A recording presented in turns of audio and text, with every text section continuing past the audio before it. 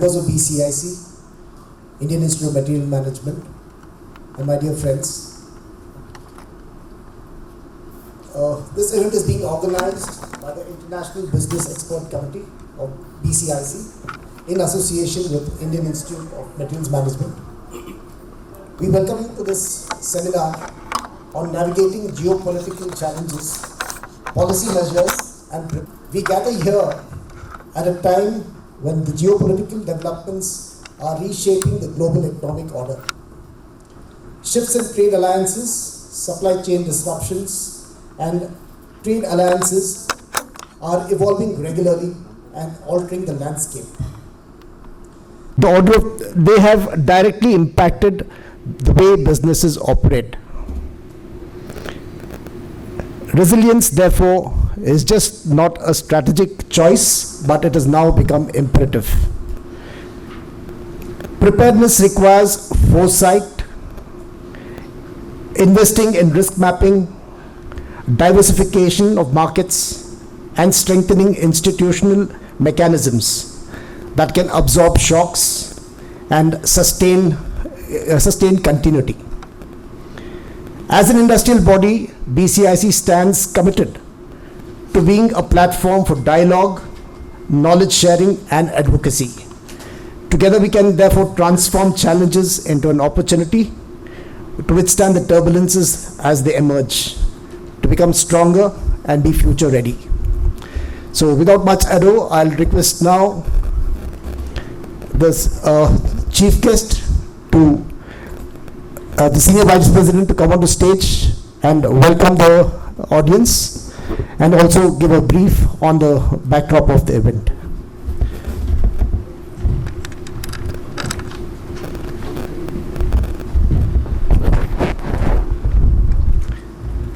So, Karnakaran sir, we'll request you to be on stage.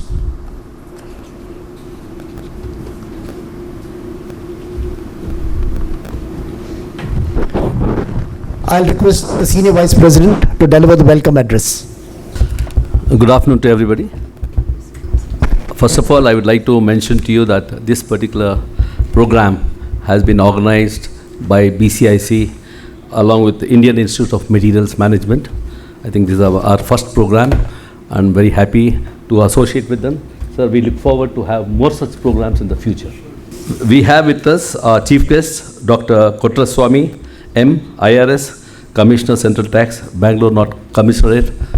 So thank you very much for coming here, sir. I'm told he's got one of the best awards. President's Award. President's Award. I think it's really a great achievement. And what he was mentioning was, generally these things come after 25 years, but he's achieved it in 15 years, like the Sachin Tendulkar.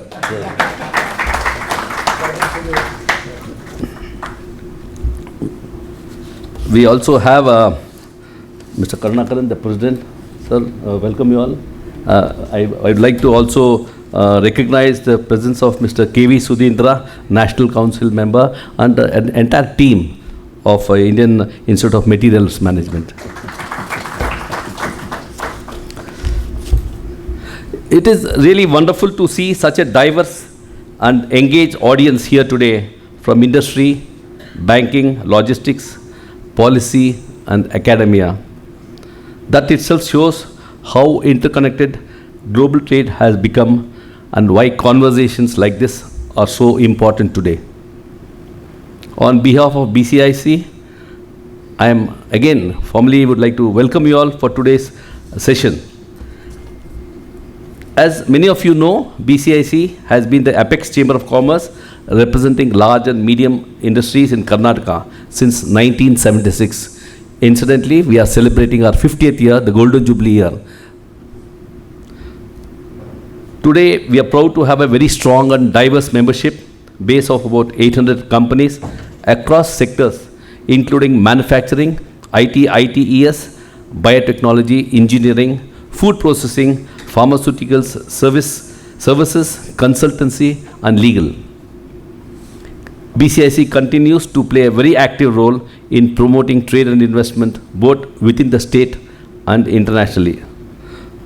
Through our various initiatives, expert committees, and global partnerships, we strive to create meaningful engagement for our members. Our International Business Expert Committee has been particularly active in strengthening global linkages and creating a platform like today's session, which bring together industry and key stakeholders. As we mark the 50 years, we take pride on the fact that we have been consistently supported industry, not just in good times, but especially during challenging times like today. So today's session is really about one simple question. How do we stay steady when everything around us is changing? We all used to see the newspaper in the morning, and today's youngsters don't look at the newspaper. They think it's very, very old news. So they get those information in their mobile on a very regular basis. So today it is very, very important as to how do we stay steady when everything around us is changing. And more importantly, how do we turn these challenges into opportunities? How do we get into PNG from LPG? Over the years, BCIC has evolved into a platform that doesn't discuss issues, but actually enables business. So, no doubt, we have been having a lot of interaction with the commissioners of customs and GST, income tax, and all these organized government authorities, wherever we have had issues which affect the industry. Coming to today's program, we are honored by the presence of our chief guest, Mr. Kotraswamy, the Commissioner of Income Tax, Central Tax, Bangalore North Commissariat. I am sure he is going to give us some of the recent developments inside the department, which probably will be of interest to you. I would also like to warmly welcome our speakers, Mr. Prince Mehra from Exim Bank. Sir, welcome, sir. Mrs. Shivashankari Murugan from ECGC, ma'am. Mr. Gauri Shankar, founder of Gauri Shankar and Associates. Mr. R. Sampath Raghavan from IIMM. Mr. Somnath Chatterjee from ITC, I think he's yet to come. Mr. Roshi Pantri from State Bank of India. Mr. Bobbin John from Expedition International, I think he's supposed to come. Mr. KV Sudhindra from IIMM. I am sure the combination on perspectives from policy, banking, logistics and industry will make for a very meaningful discussion. I mean, since we have members other than BCIC members, I would like to request you to become BCIC members. Please do join us. It would be a good opportunity for you as we celebrate our Golden Jubilee. We'll be very happy to welcome you. And surely there are a lot of, we issue certificate of origin, we issue things like visa recommendation letters, we do the attestation of documents for exporters. And more than that, one important aspect I would like to mention, we have an office in Japan. If you would like to do business with Japan, I think we can do a lot of support for you to expand your business to Japan. So, as far as what I would like to finally say is, we may not be able to control global disruption, but we can certainly control how prepared we are. And that preparedness is what will define the future of our business. I am sure today's deliberations would be very useful for members who have come, and I wouldn't like to take much more time, but for welcoming you all once again, and I am sure the panel discussion as well as the speakers who are here will touch light as to how to see that we are able to sustain in this geopolitics. And every day I think we see the Hormuz, we see the US, you see Iran and so many other things. I just hope that things settle down. But we can only hope. Till such time it settles down, we have to face it, and I'm sure we'll face it. Thank you very much.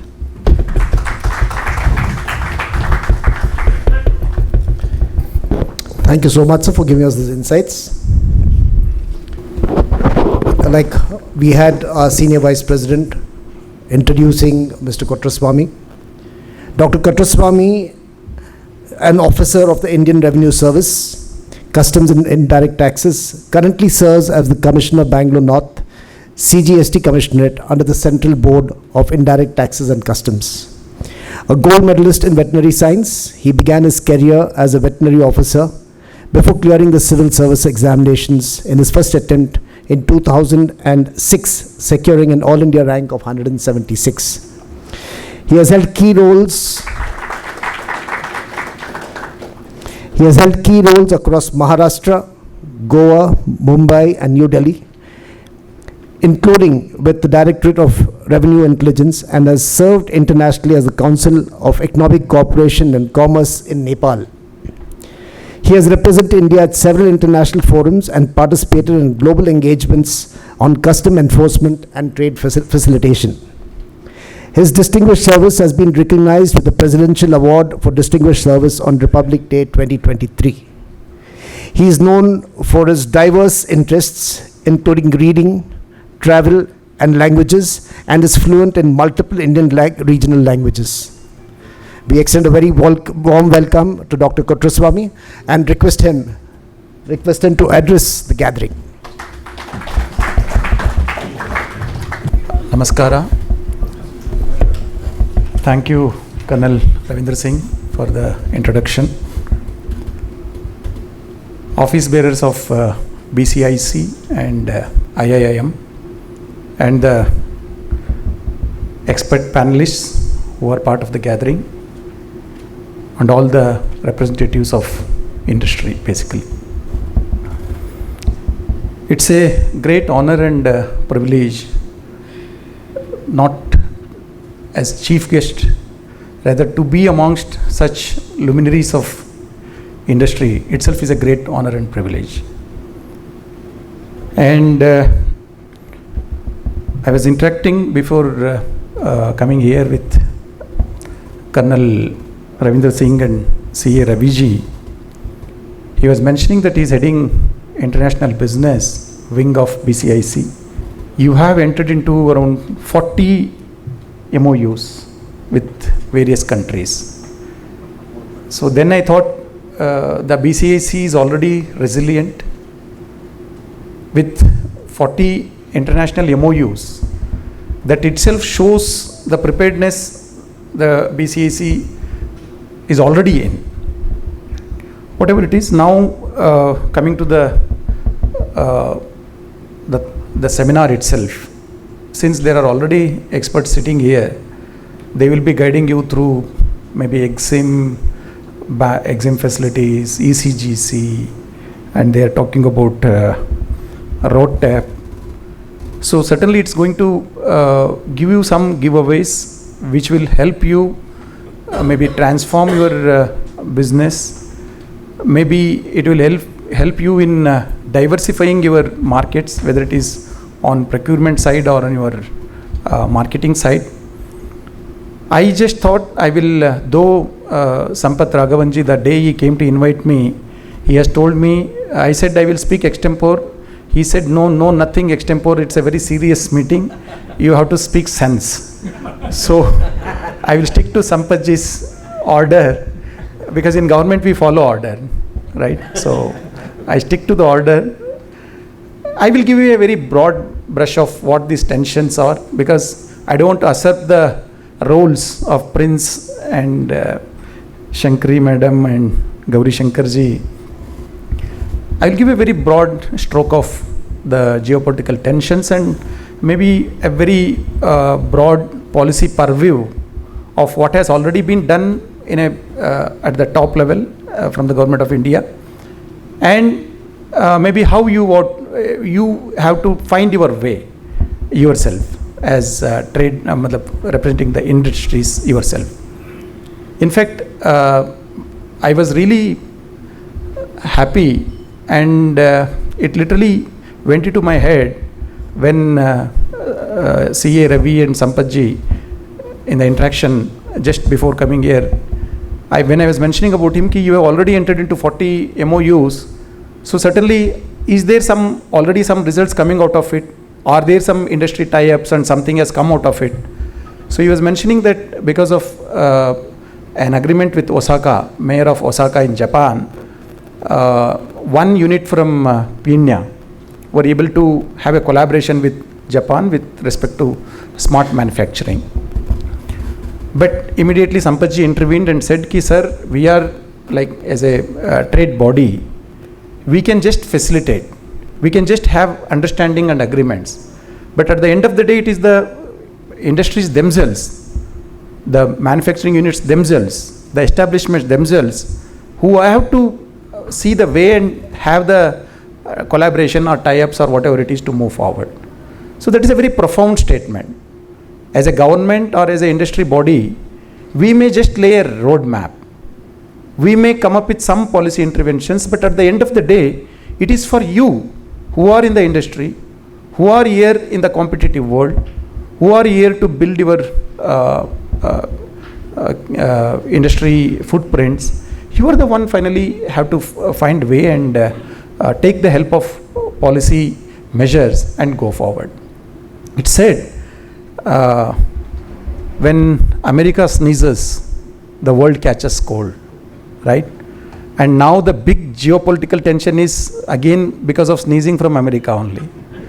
So that is how we are all here. Rather, somebody sneezes there and we huddle to find out how to come out of this cold, right? How many of you follow Kannada here? Most of you? All of you. Chalo, then it makes my job easy. There is a saying in Kannada, ಎತ್ತಿಗೆ ಜ್ವರ ಬಂದರೆ ಎಮ್ಮೆಗೆ ಬರೆ ಅಂತ. ಜ್ವರ ಬಂದಿರೋದು ಎತ್ತಿಗೆ, ಬರೆ ಬೀಳ್ತಿರೋದು ಎಮ್ಮೆಗೆ. ಏಕೆಂದರೆ ಎಮ್ಮೆನ there is one Ayurvedic technique to treat fever, no? They used to brand, even in humans also it used to be followed, that's called Dagd Chikitsa, Dagna, Dam Lagana. It's a Ayurvedic technique. But that treatment should be given to the one who has the fever, right? Not to like the bullock has the fever, but buffalo is being treated with that hot iron rod. It is the same situation. Somebody is in conflict. Somebody wants to fight it out. Somebody has their own aims and objectives. And now we have to pay for it. A heavy price. Very, very heavy price. Right? So, this, when it comes to resilience, I was just a small joke which comes to my mind. All of you must have heard it. Since you have invited me as chief guest, you may have to listen to it again. You have to bear with me, tolerate me. The joke goes like this. A person gets into a bus, normal bus, and I'm talking about those good old memories where the bus conductor used to come and, or maybe ticket collector used to come and ask for the check for the ticket. He says, show me your ticket. Rather, he enters into a conversation with the other person. He says, the conductor asks for he has to purchase the ticket. He says, give me 2. Then the conductor asks, where is the other person? He says, no, what if I lose this one ticket? So conductor says, if you can lose one, you can lose both. Why are you purchasing 2? Then he takes out bus pass from his pocket and says, I have a pass also. Even if I lose my second ticket, I still have a pass. I used to feel it's a very foolish joke. But now I feel, after this, whatever closure of Hormuz or everyday threats from big daddy of the world, now we feel it's not 2-3 tickets. We should have 2-3 passes also. Forget one pass.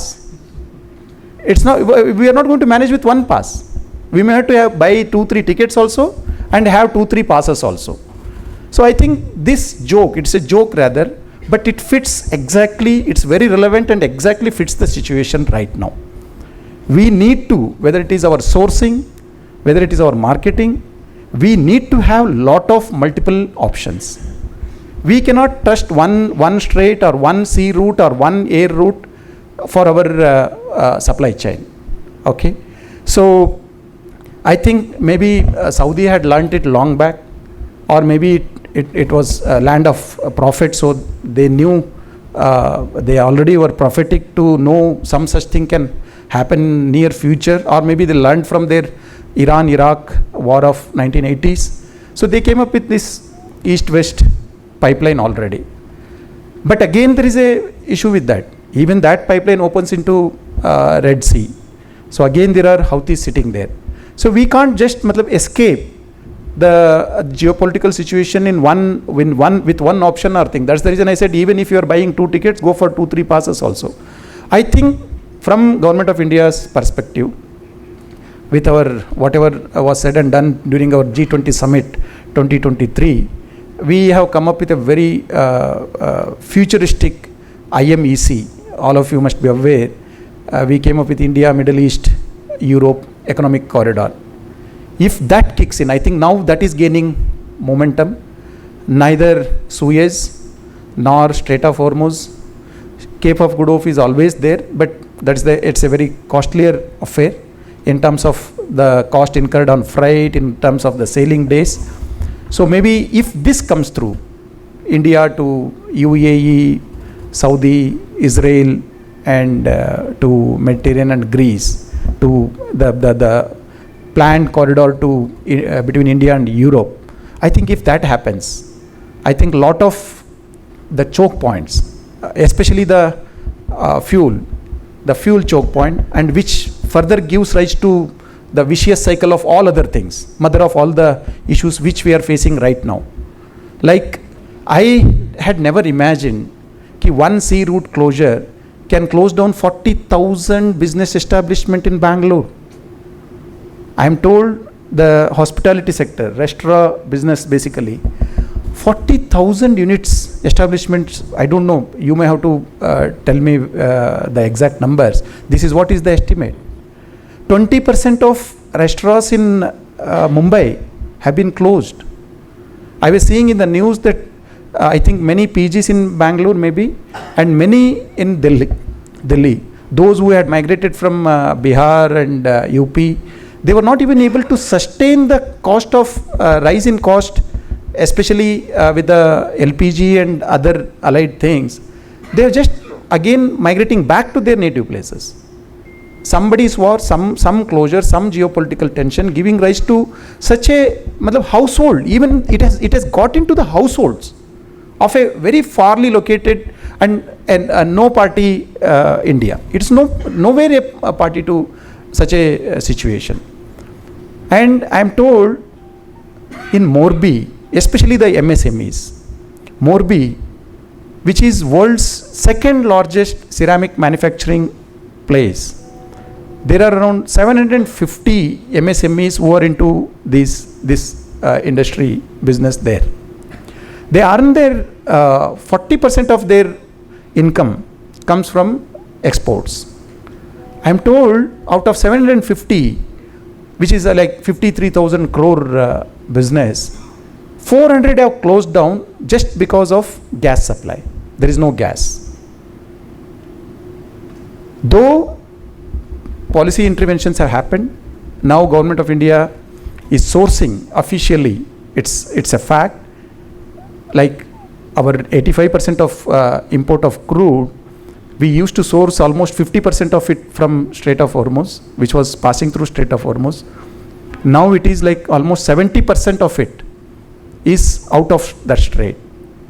That's because rather than just depending on few selected countries, our sourcing has, like now it's almost from 40 countries.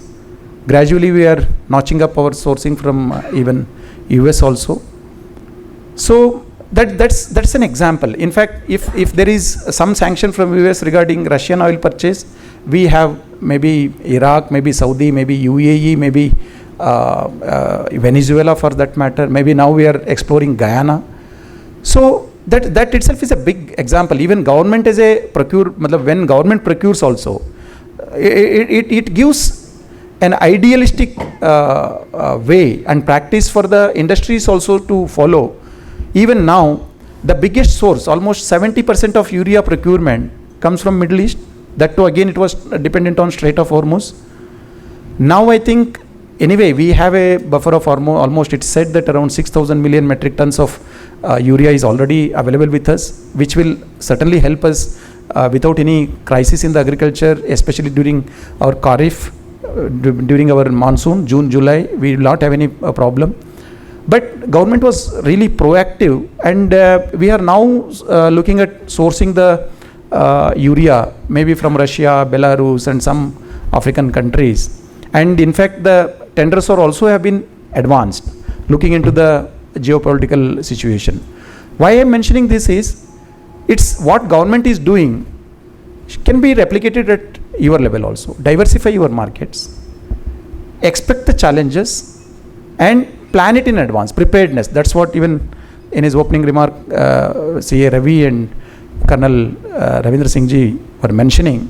It's about, otherwise if you are not prepared, you are going to lose. We are going to lose the competitiveness. Complacency cannot be rewarded, right? So at a very macro level, just on Monday, on 27th, we filed, we concluded an agreement, Government of India concluded an agreement with New Zealand. We have a free trade agreement with New Zealand now.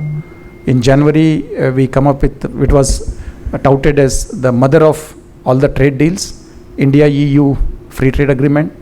With US also, from peak 50% of tariff, we have negotiated to bring it to 18% maybe.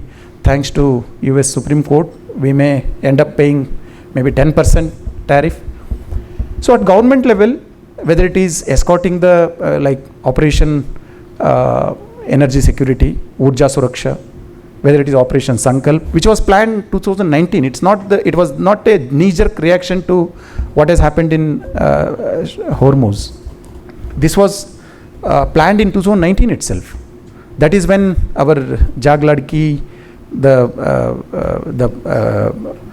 tanker, oil tanker which was escorted from UAE. So government is prepared that way, and it's always there to support. It will support a vessel passing through Hormuz if there is a vessel, right? So that is what, again I come back to Sampath Raghavanji's words, ki we may have a fantastic trade deal, MOU with other countries.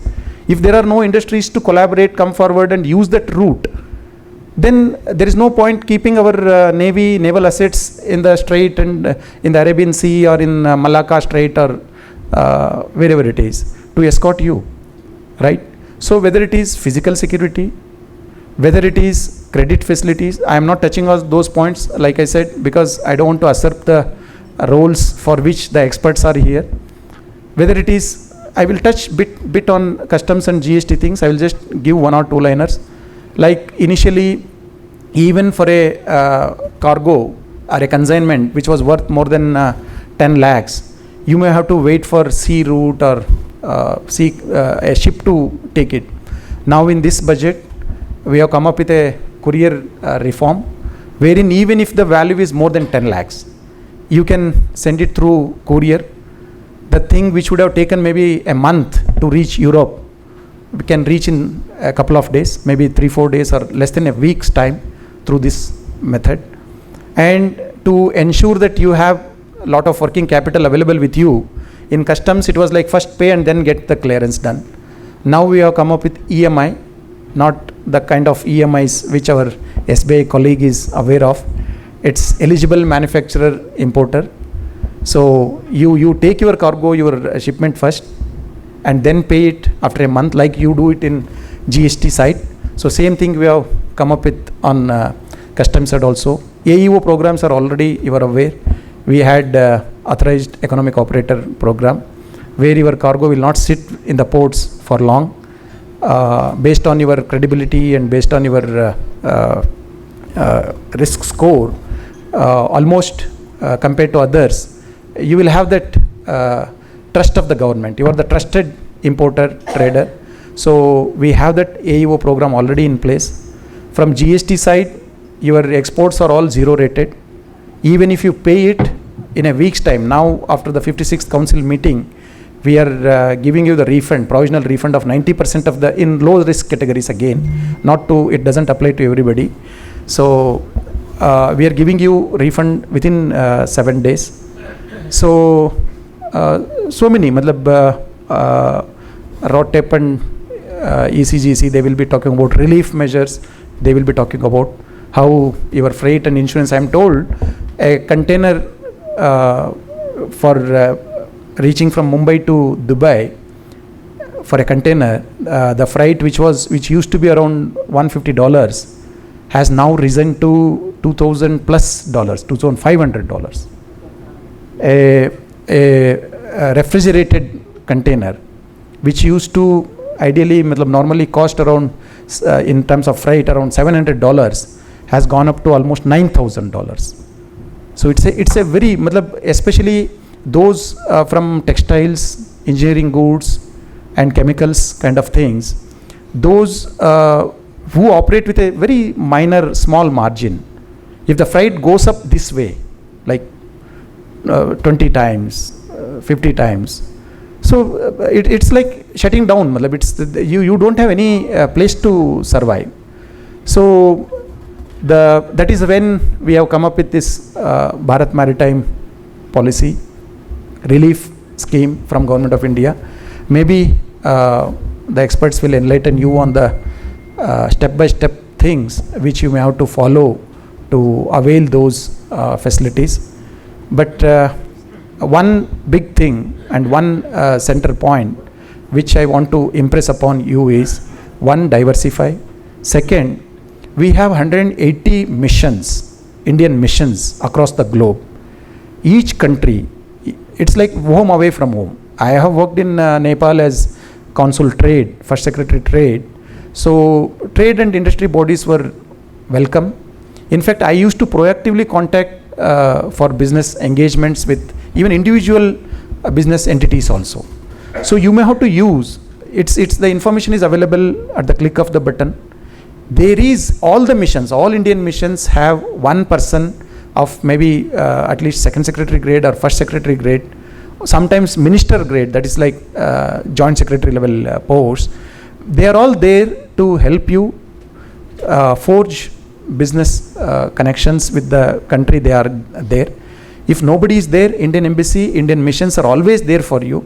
Contact them, a simple call, a simple email. I am sure it may take a week or 10 days time, but I am sure you will get the response. That's one thing. Second, maybe you may have to re-engineer your own processes. Maybe, for example, I was told even the Middle East war is affecting health sector. I was just wondering, because whenever we talk of Middle East, we only talk about crude oil, we talk about only fuel, at the most fertilizer.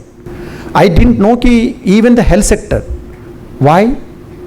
The precious helium gas, which is required for MRI machines, it's a byproduct of this petroleum industry. It comes from there. So why not? I am also told there is a possibility that MRI machines can be built even without helium. Those who doesn't use helium. Maybe this is the time. Like Colonel CA Ravi was mentioning, why LPG, why can't we go for PNG?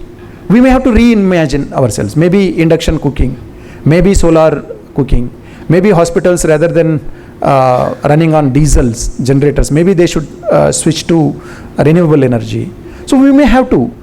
Like there is one friend of mine, my batchmate, every day he sends a message. Maybe in all of you will be connecting with me in whatever WhatsApp groups you are there. There will be one sincere fellow who will send good morning message and sometimes very meaningful message every day. I have one such batchmate. His today's message was TRY, try. You should try. I thought here we are all trying to avoid your message, trying to engage with your message, trying to do everything. What is this try? He says try is time, T is for time to, R is reinvent, Y is you. Time to reinvent you. I think that was the most fantastic message I received today only. I thought I will tell it to you. You all should try. It's a challenging time. You should try. And I don't want to prolong it because there are experts sitting here and I don't want to convert it into a very monologue kind of thing. let me end this my talk with one thing. Since you said most of you are from, you follow Kannada, all of you know Dara Bendre, a Gnanpith Award winner, Kannada poet, is contemporary, though he died very almost decades before Dara Bendre expired.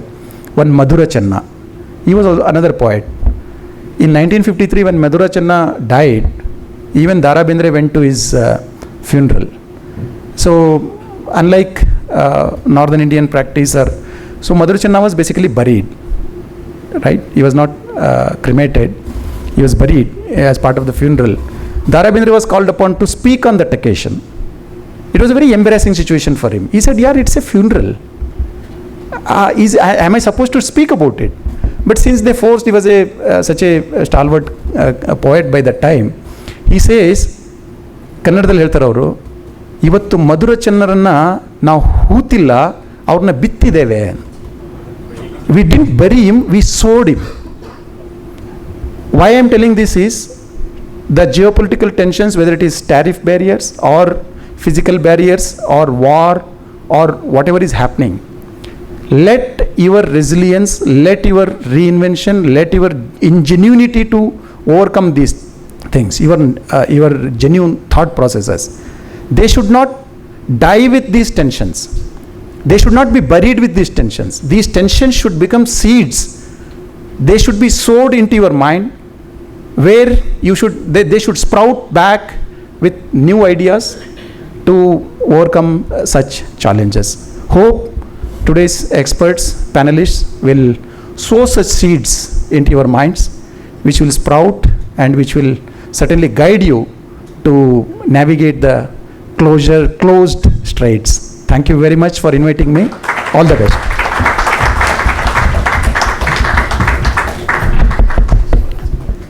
So, thank you so much for this wonderful, insightful, and very light conversation that you made, sir. And I'm very sure Mr. Sampath will be, I wouldn't like to use that word, but very unhappy with what you said, because you were supposed to be giving a serious conversation, and this is definitely not a serious conversation. But a very, very insightful conversation, sir. Thank you so much.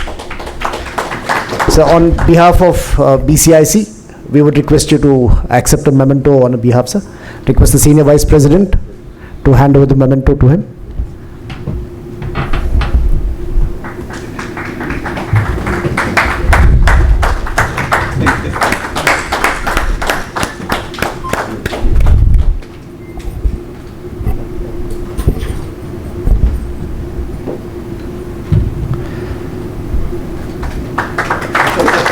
Thank you so much.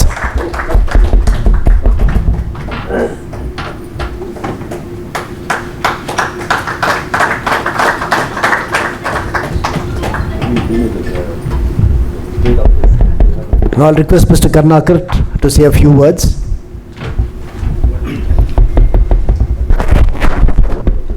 Sampath, thank you.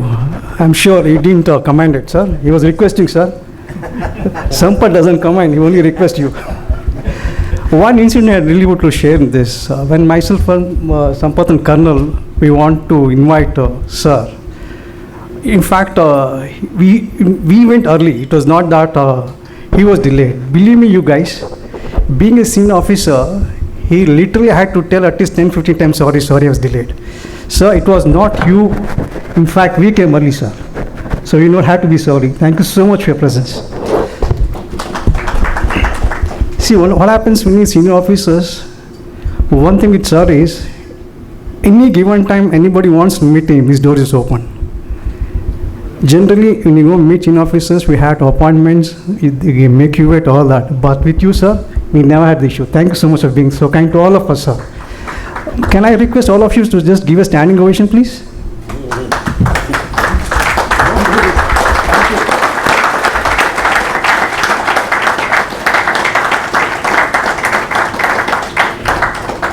Did my duty. I am not from like the colonial ICS. I am not colonial ICS. I am from amongst you. I just did my duty, and it's not only for the office bearers of BCIC. Since my assistant commissioner days, since my joining the service, I have followed this policy. open door policy because I'm paid for that. In fact, I tell the people who come from industries and trade, I tell them, please, if you have any issue, call me because government pays me for this purpose. I have been provided with a vehicle. My time is for this purpose. You need not come to me with a problem. I always tell this. And it is not it's not a hypocrisy or something or to impress upon you. This is the policy which is close to my heart. Even before Central Board of Indirect Taxes and Customs came up with this open door policy last year, I have been following this since my beginning of my career in 2008 when I got my field posting done. So that's the reason I was genuinely sorry because they came, it's not only they came early, they came unannounced. Had I known, had I known that they're coming, I would have made myself present before them. Some I want to avoid that, but obviously. So thank you very much. Thank you for this honor. Thank you all the dignitaries of the dash, speakers, ladies and gentlemen. Thank you so much to being in the gathering. Thank you so much. Thanks a lot. Thank you.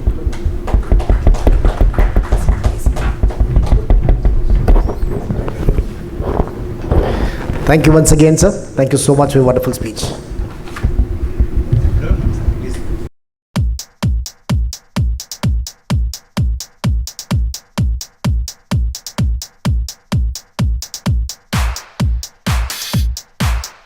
In one of the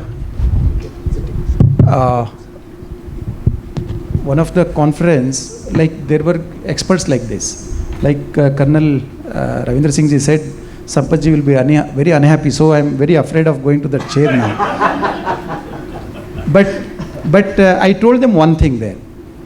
If there are some applications on the net, paid versions have a lot of features, right? Free versions are like, chalo, for namesake they will be there. I am a free version from government now.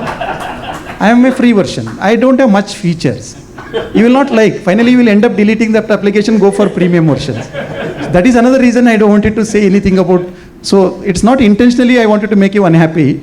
I thought the premium versions, paid versions are much better and people like them. Okay, thank you. Sir, paid and free versions are more in the IT side, but we did not know it was in the government side also. Thank you.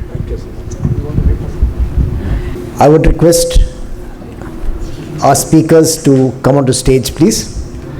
We have first Mr. Prince Mehra, Shivashankari Murugan Madam,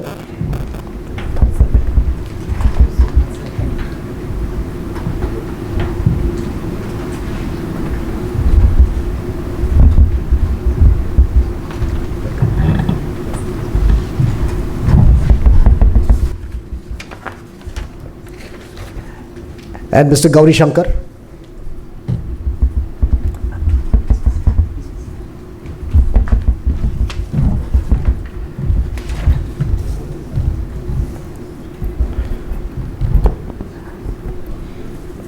I would also like to acknowledge the presence of Ms. Suma Chaudhary from FIEO.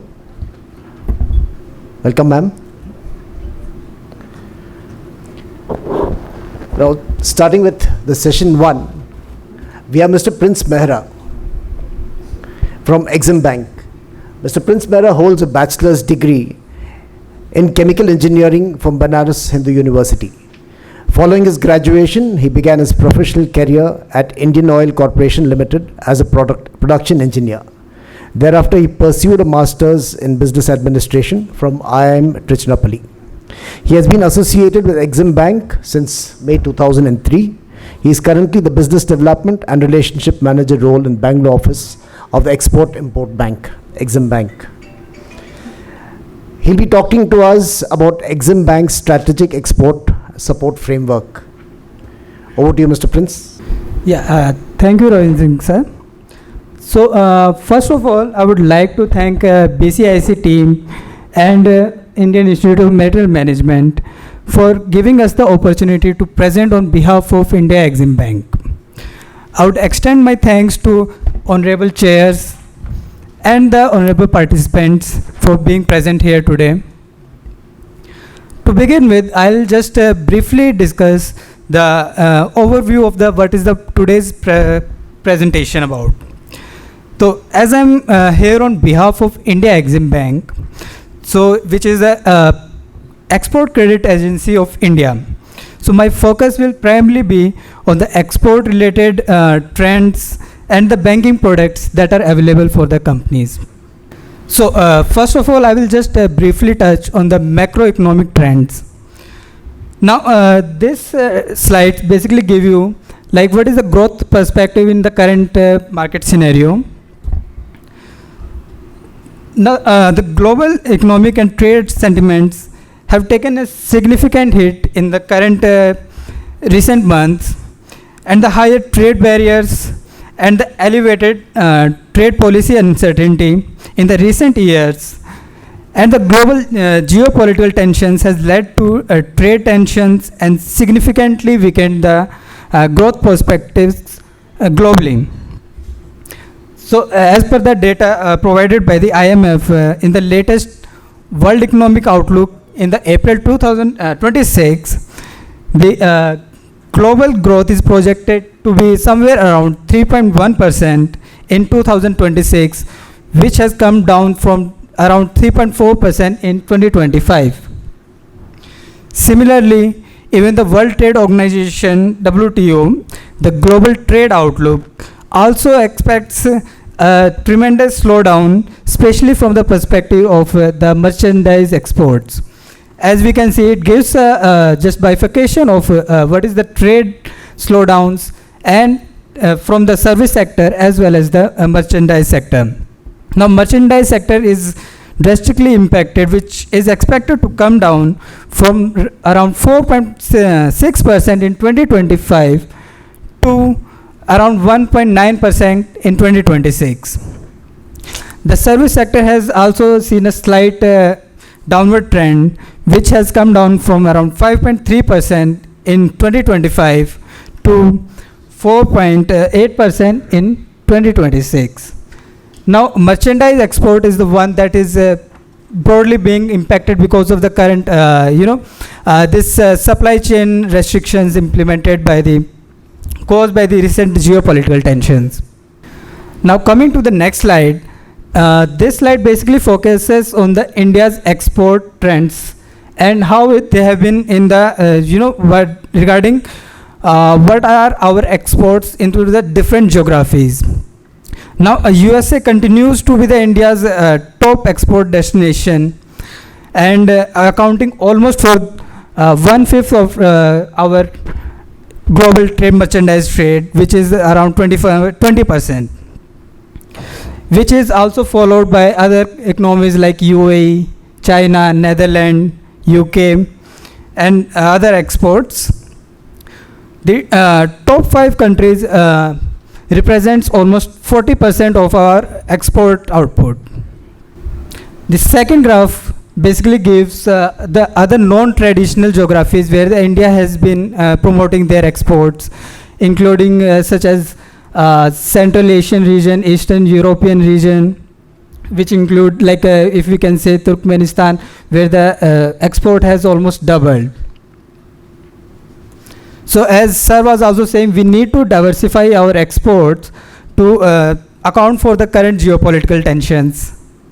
Now this slide just gives you the broad what is the bifurcation among the sectors.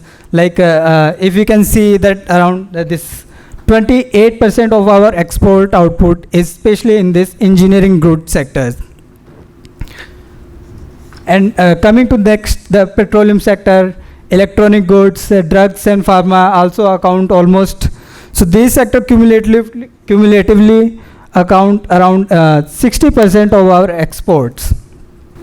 So coming to the Karnataka region.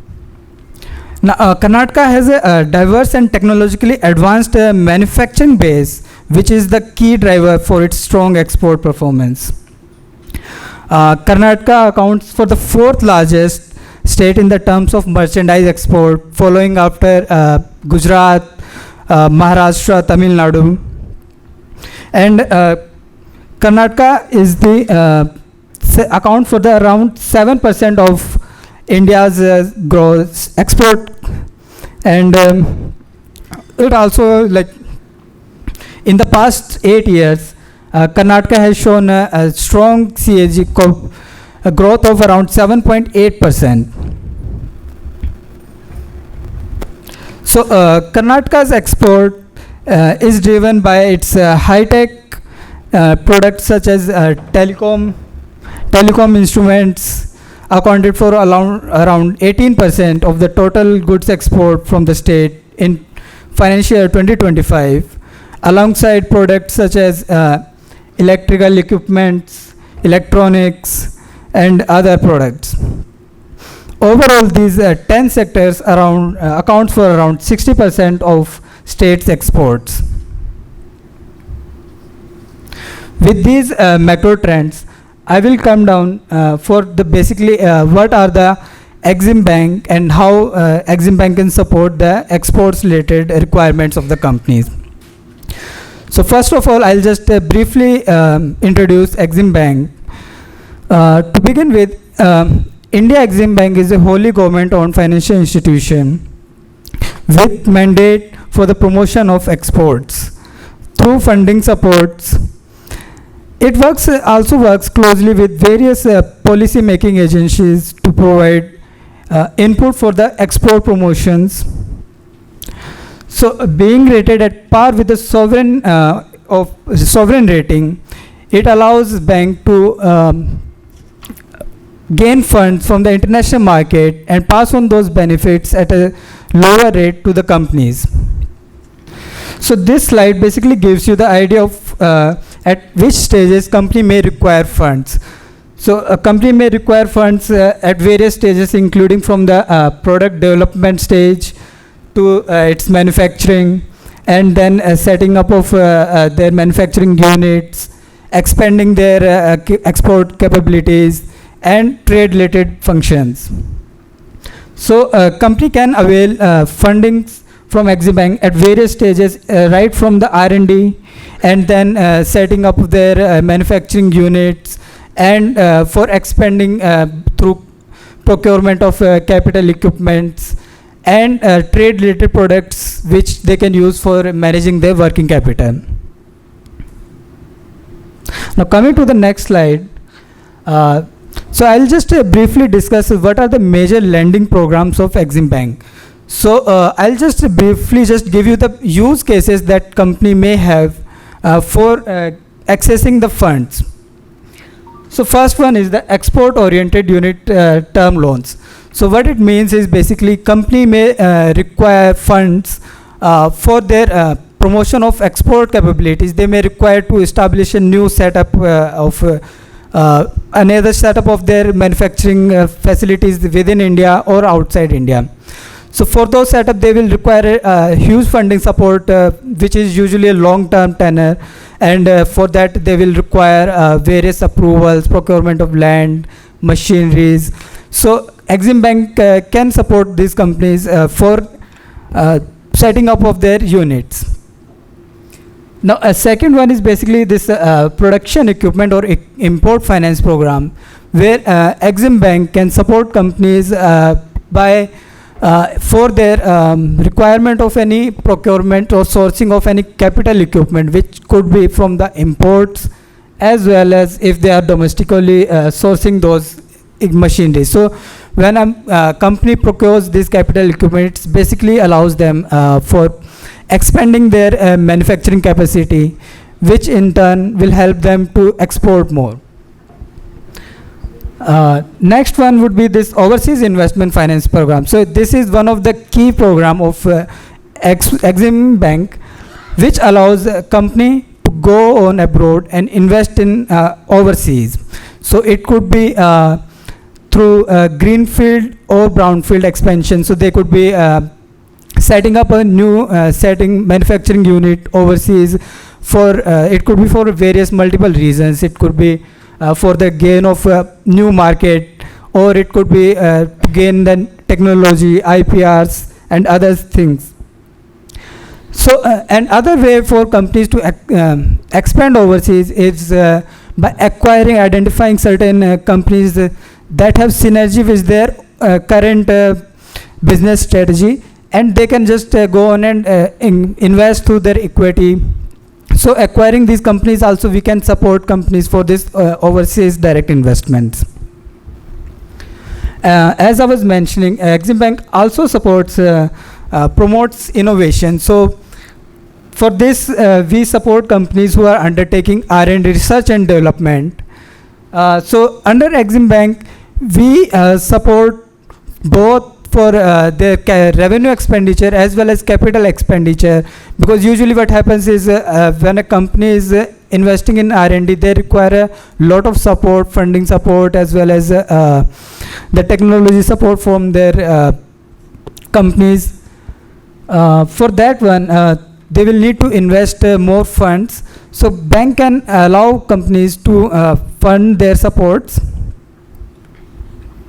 Lastly would be the working capital fund. So Exim Bank can also support companies' working capital requirement, which comes in the form of working capital demand loan, which is revolving in nature. And unlike your commercial bank where you have a CCOD type of facility, we are usually mainly focuses on the term loans, like if you can draw in one day and after 90 days you can repay. So these are basically just the use cases, and there are multiple other use cases which can be depending on the company's requirement, and these all facilities are available for all the companies who are exporting. So the minimum criteria for exporting is very nominal, like a company may have 10% of their revenue in the exports or up to 5 crore, whichever is lower. So lastly, I will just focus that MSME plays a significant role in the export ecosystem. So Exim Bank also have a dedicated teams focusing both on innovative startups as well as well-established MSMEs who are exporting in the current market. It also offers various non-recourse trade finance solutions to support companies to explore various new global markets by taking away their credit risk. We will discuss them broadly in the next few slides. So first is the Ubharte Sitare program. Now Ubharte Sitare program is a dedicated team which is focused on the innovative startup promotions. The innovative startup promotions will basically focuses on some type of unique products they are offering through a unique or a new technology, or by having a strong export potentials. Under this program, MSMEs can avail both debt as well as equity funding support from Exim Bank. Other than that, we also have a MSME department which focuses on the well-established MSME companies which are into export, and as I discussed, all the use cases applies to them as well for the requirement of setting up of a new manufacturing unit, or for import or domestic sourcing of capital equipments, and for the overseas investment. So all those use cases still remains, and what it focuses is that MSME promotion is the main core idea of this team. So this slide basically just gives you an example of what we mean about the unique. So there are companies which have been supported, such as 3D printing technology, where a company is utilizing 3D printing technology for the construction sectors. Other could be like drone is in the latest trend, where it could be used for your surveillance, disaster management, and various other use cases. So these are basically just latest trend which shows that a company is having a unique proposition, and we try to promote their innovativeness. So last few slides I will mainly focus on the trade related financial support that company may require. So basically there are two broad programs. First one is the trade assistance program. So even as sir was saying that diversification is the key idea to change the dynamic structure. So we also promote companies to explore new geographies by allowing non-recourse type financing method for them to export to challenging economies like African nations, Asian regions. So how happens is that company may be exporting to these economies, and they may have apprehension about the credit risk, about the non-payments. So how Exim Bank can support is we suggest the companies to undertake LC transaction whenever they are dealing with these geographies. And when you are undertaking transactions to these economies, you face challenges like there is a non-payment, you don't know the importer, you don't know the importer who is extending the LC banks. So because of Exim Bank's extensive approach, so we have identified certain banks, within Africa, these are the banks we can undertake exposure. So in this cases, we basically undertake exposure on the LC issuing bank instead of the exporter. In such a method, if there is a non-payment by the importer, if we do not come back to the exporter for this non-payment, and basically it's take away their non-payment risk. So the facilities that is provided in that TAP transactions are like LC advising, negotiating, and discounting facilities. So this slide just gives you the broad regions where this TAP transactions can be undertaken. So it includes Latin America, Central Asia regions, Africa region. So we also promote that companies should explore these economies because it will help them diversify their product portfolio and the market outreach.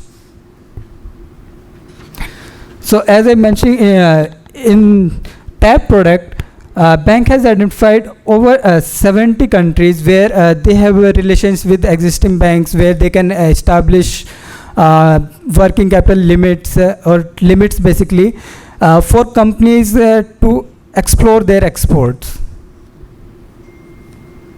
So lastly, I will discuss about the factoring service. So similar to trade assistance program, the factoring services is also a working capital management type of facility. It basically allows company to export and take away their credit risk and hand over to the banks. So how they differ from this TAP is basically TAP focuses on the challenging economies like African region, Central Asian regions, while the factoring focuses mainly on the developed economies such as USA, Canada, Europe region. So what happens is that when you are undertaking transactions to these economies, Africa, you are suggested to undertake LC transactions. But when you are taking transaction to those developed economies, they will rarely extend you any LCs. It's usually on the open account basis. And for the promotion of exports, company may require to extend a higher credit period for promoting their exports. So in such cases, Exim Bank can provide discounting facility where company can get around 80 to 90% of their invoices upfront.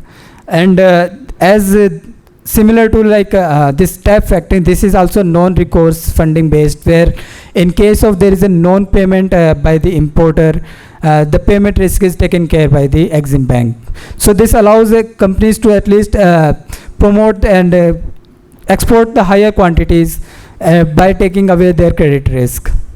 So this slide basically just gives you the overall idea of how many companies have been supported under this program. So factoring service, this is basically extended by our wholly owned subsidiary Exim FinServe, which is based out of Gift City. And during this financial year 2025, we have supported over 500, more than 580 companies for their transactions. And as you can see, more than 7 billion or USD dollar transaction have been taken through factoring service. These are the trade related facilities that companies should explore for trying to explore new markets and new geographies. So with that, basically this is just gives you the broad idea of what type of funding the company may require. But I'll suggest if there is any specific requirement, you can always visit our website, or you can always come down to our office, or may call any of our members. We will be happy to guide you if there is any specific requirement from the export angle. With that, I'll just conclude my PPT. Thank you so much.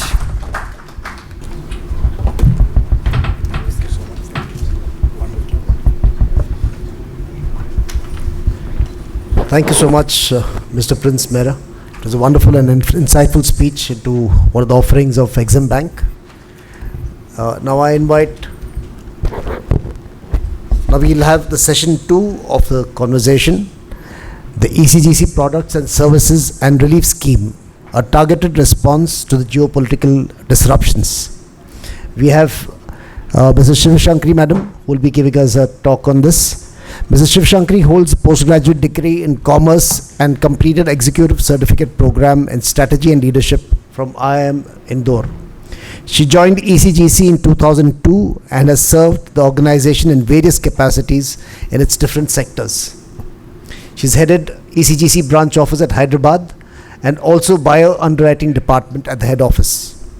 She was looking after the key areas of operations such as bio underwriting, policy, underwriting claims, marketing, and ECIB underwriting and claims, etc. Currently, she holds a position as Regional Manager Southern Region since June 2024. She has participated in various seminars organized by the Export Promotion Councils and trade forums as a speaker and represented the organization. Ma'am, we welcome you here to give us a speech on this. Good evening, everyone. First of all, let me thank BCIC office bearers for giving me this wonderful opportunity. And good evening, the dignitaries on the dais and off the dais. I'm Shivashankari from ECGC. I'm heading this region. Today, I'm going to talk about the role of ECGC in the export, who are we, and the relief scheme which has been notified by government and DGFT somewhere in the month of March. So it is going to be beneficial to the exporters whether they have taken ECGC cover or not.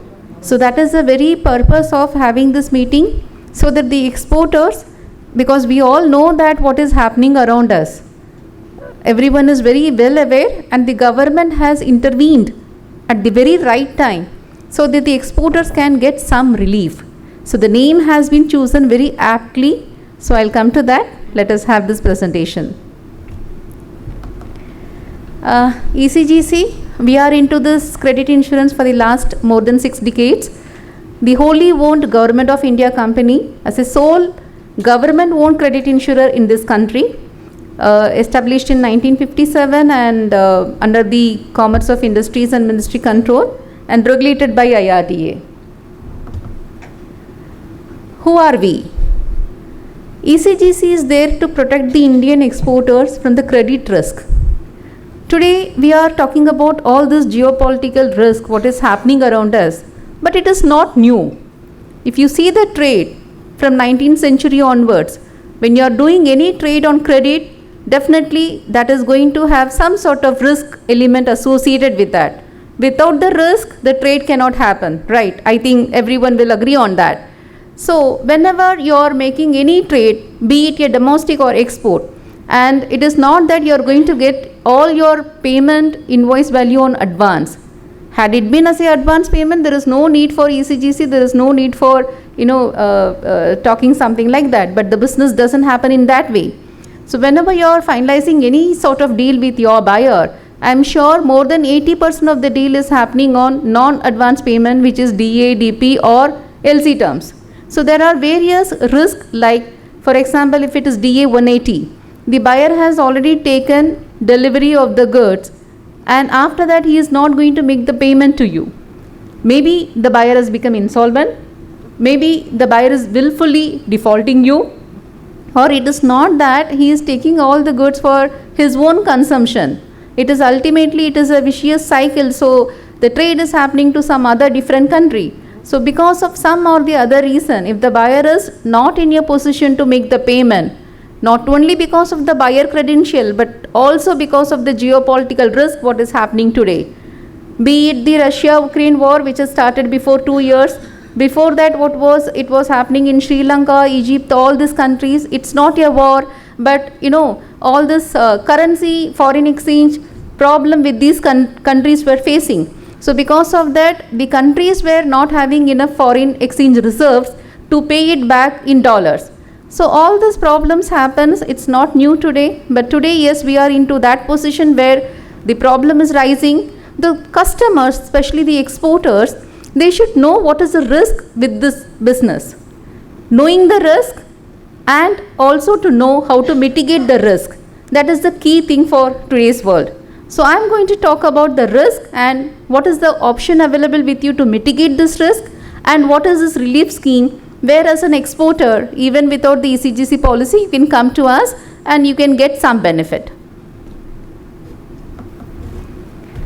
So I have two vertical of business. One is the direct policy what we give to the exporters, the normal insurance policy, what you normally take it for your motor insurance or your LIC or your health insurance. So similarly, it is a credit insurance policy which as an exporter you can take it directly from us, and it covers the exports, and as well as from the last 2 years we are also covering the domestic business. And ECIB, export credit insurance for banks, we are happy to have associated with SBI also. All the nationalized banks, they have taken the insurance for the working capital finance, especially for the packing credit and post shipment. So that insurance is also given by ECGC. So indirectly we are supporting the Indian exporters in all the way. Apart from the short term business, we are also into this medium and long term. So in case if you have any project exports and if you have any need for this credit insurance, you can come to us. What is risk? What is the credit risk in this transaction? The credit risk can come from commercial, in the sense it is purely associated with the buyer credentials, right? The buyer, he has defaulted, the company has become insolvency, or when the goods have reached the port of the buyer and the buyer is refusing to take the delivery of the goods, right? So in that scenario, you have not left with much of the option. You have to look for some alternate buyer. The alternate buyer may ask for some discount. He will not accept the goods as it is. Or in case if nothing is working out, you have to bring the goods back to India. So all this cost which is associated with that, it is also covered by ECGC. Apart from that, in case if it is a LC transaction, majority of the customers believe that the LC is a very, very safe transaction. To some extent it is safe, but it is not that like an advance payment that it is very risk free. There is some risk in that. So we also cover the default and the insolvency of LC opening back, and some minor discrepancy in some of the policy, not in all the policy. So same way, political risk. So it is not that all the time whenever there is the payment is not coming, it's because of the buyer. So it's because of the country also, right? So the political risk today, it is emerging as a very prominent factor. So the war, civil war, what is happening nowadays, whatever the war risk is covered. In the sense, if the buyer is not in a position to make the payment because of the war, the internal war or because of the external war, that risk is covered by ECGC. And apart from that, any transfer delay, especially the country doesn't have enough foreign exchange reserves, and because of that, they are not in a position to transfer the funds back to India. So the transfer delay risk is covered. Import restrictions. You have already made the export from here, but after that the country has imposed any new restrictions. So the commodity is not acceptable to the country, right? So in that scenario, you have to look for the buyer from some alternate country. So that import restrictions is also covered. And diversion of voyage. Yes, today's scenario, it is very similar to diversion of voyage, even though it is not very, exactly the same. Because diversion, I would say that we all remember the Suez Canal case, right? So at that time, it was a diversion. But even today, because of the Strait of Hormuz, in case if the consignment has to get diverted, it is taking a very long route, and because of that, you are going to pay the freight rates have been increased, what sir has explained previously. So that risk is also usually covered by ECGC under the political risk category. For a banker, the insolvency or the default of the exporter who has taken the finance, that is covered for the banker. So today we will be more concentrating about the cover and the benefit what exporters will get from ECGC. See, since it is an insurance, and you all will agree that insurance is subject to certain terms and conditions, right? So, like I said, what is the risk which I am covering? There are certain risks which I am not covering. Basically, the quality dispute, because we are taking the risk coverage on the buyer, the non-payment risk by the overseas buyer. Definitely, the overseas buyer will not pay in case if the quality of the goods is not good, right? So, the quality dispute is not covered. Any causes inherent in the nature of the goods, exchange rate fluctuation, the failure of the exporter's agent, the loss or damage which in a normal way which can be covered by a general insurance, buyer's failure to obtain import license, and the failure of the Indian exporters to fulfill the contractual obligations. This is not covered. So now just a brief idea about ECGC. In case if you are in the export business, you have not done any insurance for your credit risk, please be aware the scenario is very dynamic, the outside world is very volatile and it is very uncertain.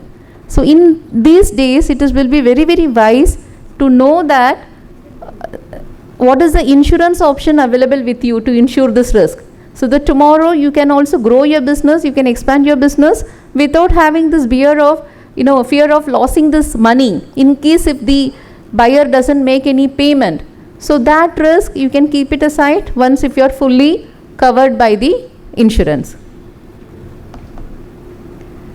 This terms of payment, if you are already into this export business, I think this is very easy for you to correlate. If it is advance payment, there is no risk. If it is LC, there is a moderate risk. If it is DP or if it is CAD, like the buyer is first making the payment and then only he will be able to take delivery of the goods. In that scenario, the risk here is non-acceptance of goods by the buyer, right? Repudiation risk. But in case of DA and open delivery, it is a high risk category where the buyer has taken the delivery of the goods without making any payment, and finally he is not making the payment when the due date has arrived. So this is something, when you are making any transactions or DA on open delivery transactions, there is a very high chance of risk associated with that. So we have various policies. If you are starting your business today and if you have only one single order from one buyer, you can come to us. Slowly when the business is expanding, you are having 10 buyers or you are having 100 buyers, you are doing your business on consignment basis where your own subsidiary is sitting in some other country and they are facilitating this trade. Whatever the nature of transaction is, ECGC is having all the policy to cover your risk, and apart from that we also customize the product.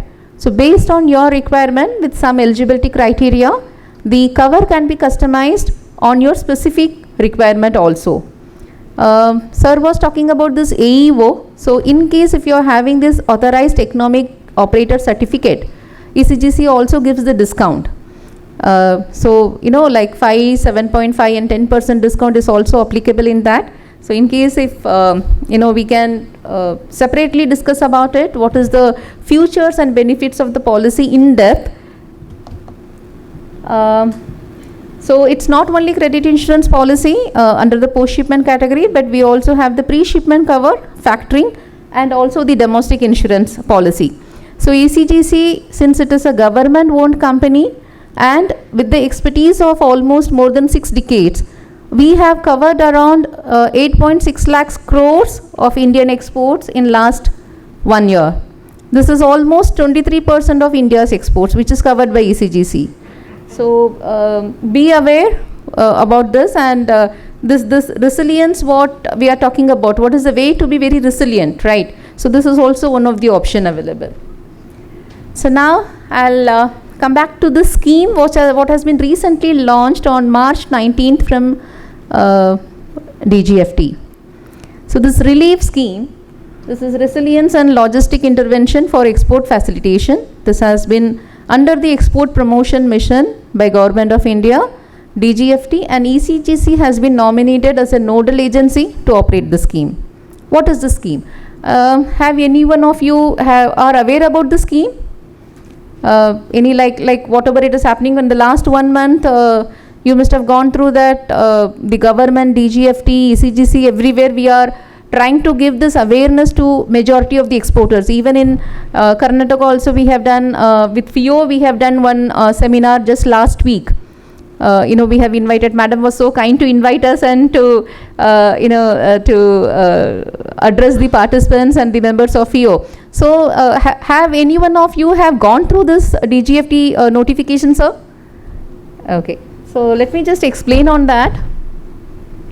This is specifically a time limited scheme what the government has introduced under the export promotion mission for this West Asia crisis. So there are some countries which has been notified under the scheme. There are 3 components under the scheme. We have component 1 for the ECGC insured exporters. For example, if you are already holding the ECGC policy with say 80% cover, and today because of this relief scheme you can get 100% cover, right?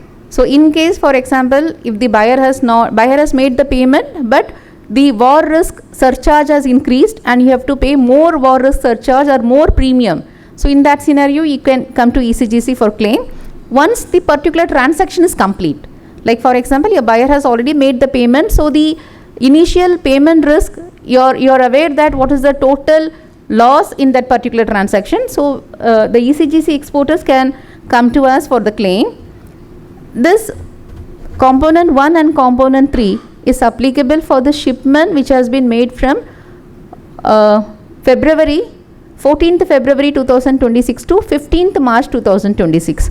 So the window has been designed for 1 month, so that whatever the problem which is happening because of this West Asia maritime corridor, so that the exporters can get a stabilize and they can get a handhold. So in this 1 month window, if any of the shipment has been done and you have paid some extra freight charges and you have a document, so and holding ECGC policy, you can come to us for claim. The second window, the component 2, it is for the upcoming exports. So this is also starting from 16th March to 15th June. So this 3 months has been given because still the war is continuing. There is no clear cut answer, or we don't know what is going to happen and how long it is going to be like this, right? So we cannot stop exports, right? The company has to run. So to facilitate all these exporters, what the government has done, that they have opened up this 3 months window wherein you can take the ECGC policy and you can get the coverage up to 95%.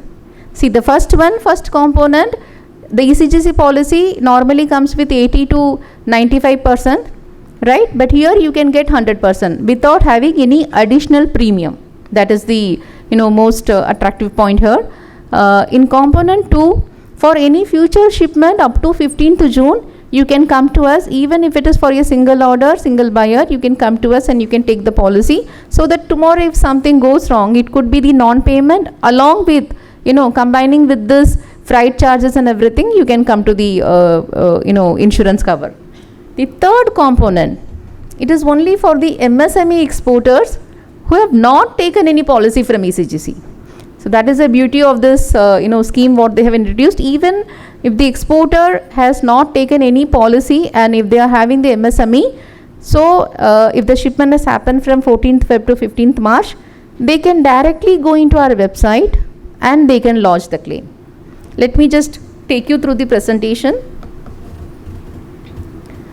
So some countries have been already notified under the scheme, especially all the Middle East countries, UAE, Saudi Arabia, Kuwait, Qatar, Oman, Bahrain, Iraq, Iran, Israel, Yemen, and recently they have added Jordan and also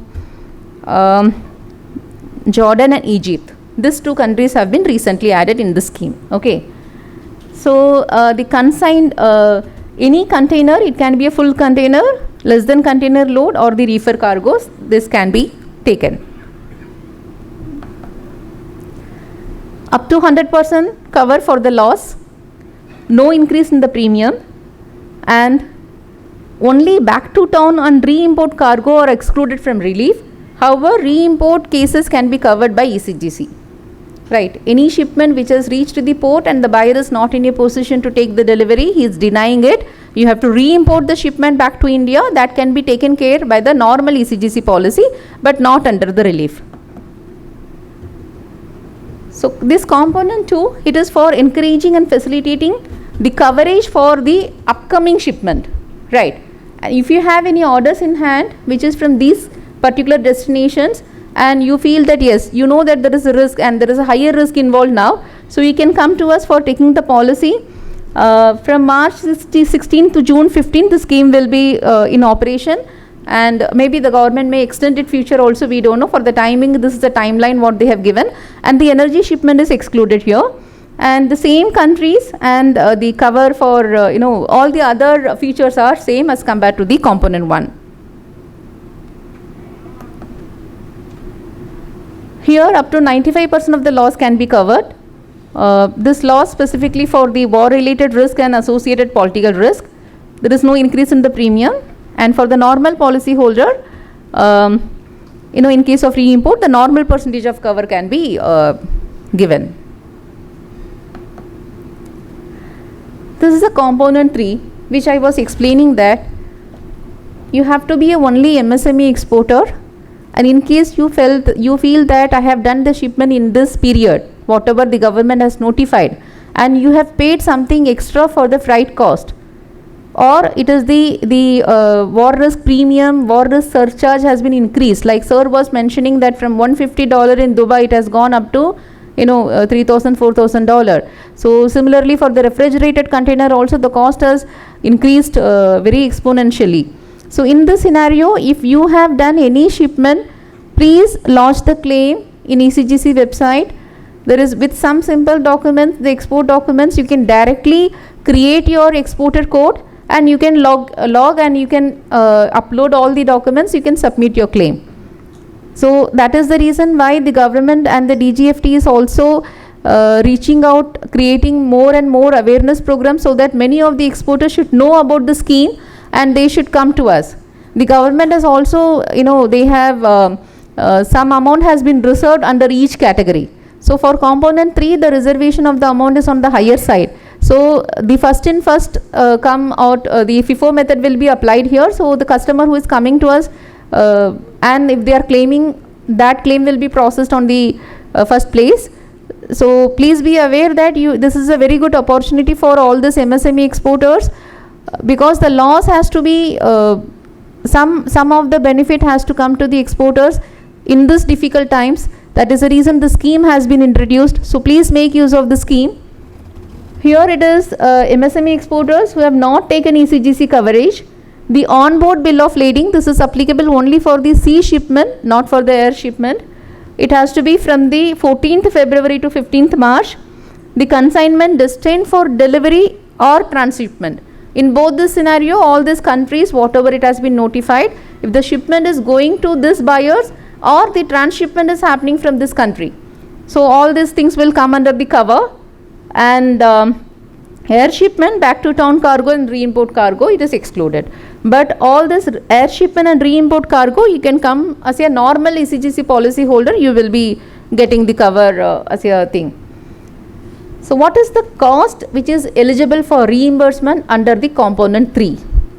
The war risk surcharge, emergency conflict surcharge or any sort of similar levies, the additional war risk premium, additional conflict related shipping charges linked to maritime route disruption, additional insurance premium applicable to cargo shipment.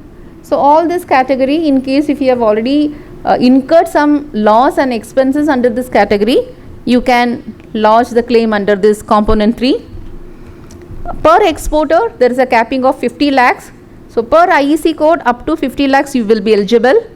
If it is CIF contract, then reimbursement up to 50% of the additional freight and insurance cost, that is eligible. If it is FOB, in case if the buyer has, you have realized less export proceeds and the buyer is saying that because of this component I have paid some extra insurance and freight charges, I am not giving the entire JIV value back to you. So if the buyer is reducing that much portion and you have the documentary evidences, you can lodge the claim under that category also. So component 3, up to 50% you are eligible.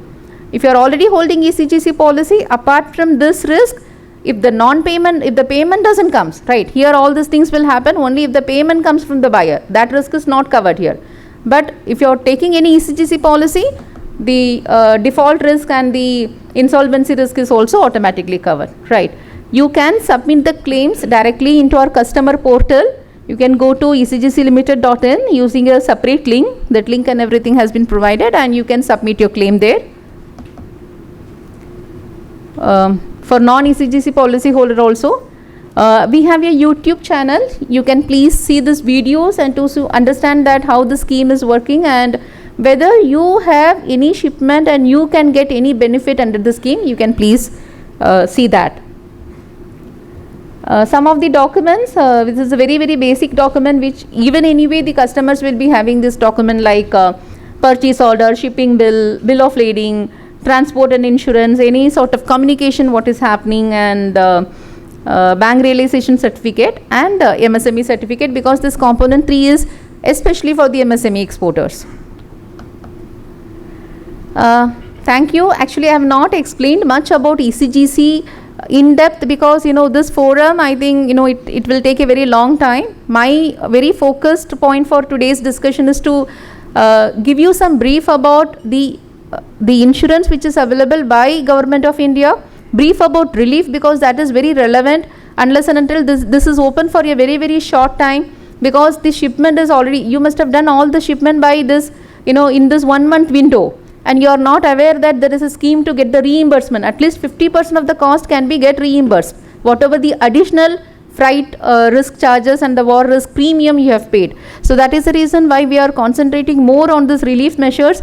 Please go to the website and you can also search in the net, DGFT notifications and everything will be available. Simply go to ECGC website and you will be getting all this data, right? And any further discussion on ECGC policy, we are available all the time. You can just call me. You can visit, we have the branch office in Bangalore. I am from the regional office. I am having 46 branches across India, and the supported helpline. So anytime, any day you can just call on us and you can visit, we can discuss and we can understand your requirement and we can suggest you the suitable policy, right? Thank you so much, and thank you once again BCIC for giving this opportunity. Thank you, sir. Due to the paucity of time, we'll have all the questions given in one session. After the session 3, we can have combined question and answer sessions. Ma'am, thank you so much for this wonderful insight that you gave. Very apt, very covering all the critical aspects which an exporter may need. It was very insightful and thoughtful presentation that you had made, ma'am. Now we move on to the session 3. We'll be talking about RODTEP, ensuring competitiveness through tax neutralization. We have Mr. Gauri Shankar, founder of MS Gauri Shankar and Associates. Mr. Gauri Shankar is the founder of Gauri Shankar and Associates, established in 2005 with over 25 years of experience in corporate and legal domain. A law graduate with a commerce background, he has previously served as in-house legal counsel with leading organizations such as TVS Group and Wipro. He is a practicing advocate before the Honorable High Court of Karnataka with various tribunals with core expertise in indirect taxation, foreign trade policy, SEZ, EOU schemes and FEMA regulations. He is also a noted academician and trainer, having served as a visiting faculty at the Indian Institute of Materials Management and the Institute of Cost Accountants of India, and has conducted training programs for several leading corporates. So over to you. Good evening to everyone. And now I am talking more on the RODTEP, that is basically a scheme which is by both, that is Ministry of Commerce as well as Ministry of Finance.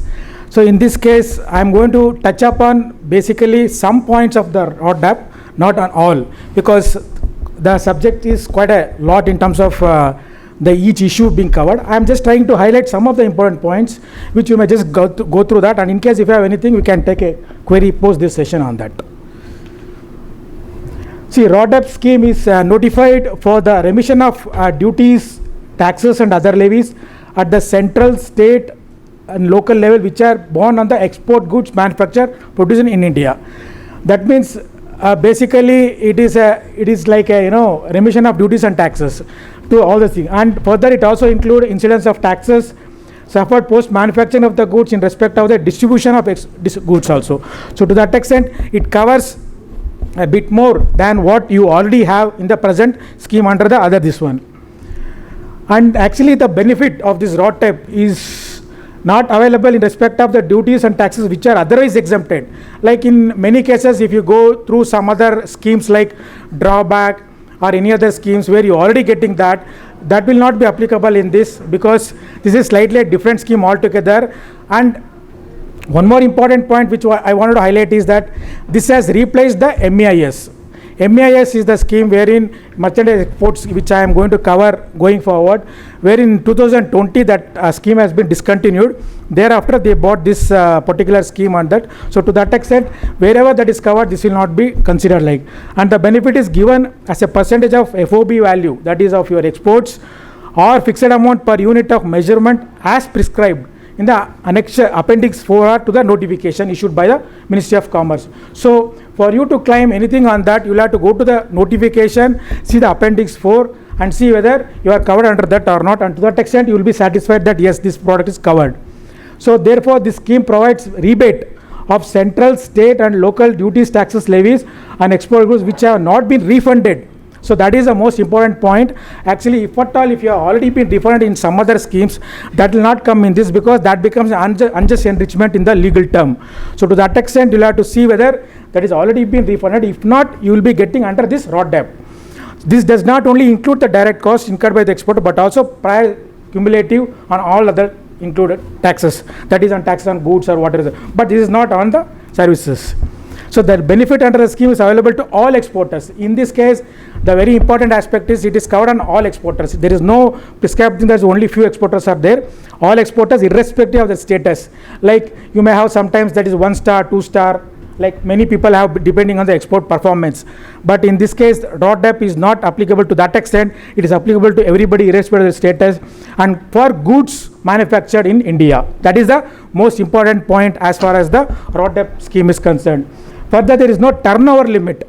That is another important aspect. So irrespective of your turnover, whatever may be your turnover, as long as you prove that you have exported the goods, to that extent you are entitled for the scheme. That is a benefit under this scheme.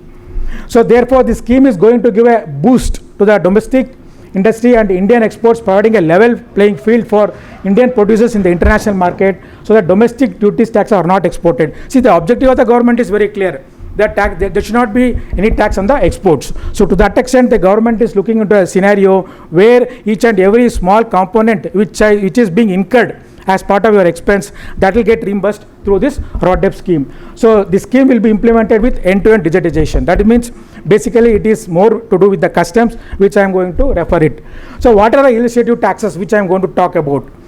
VAT and excise duty on the fuel used in the self-incurred transportation cost.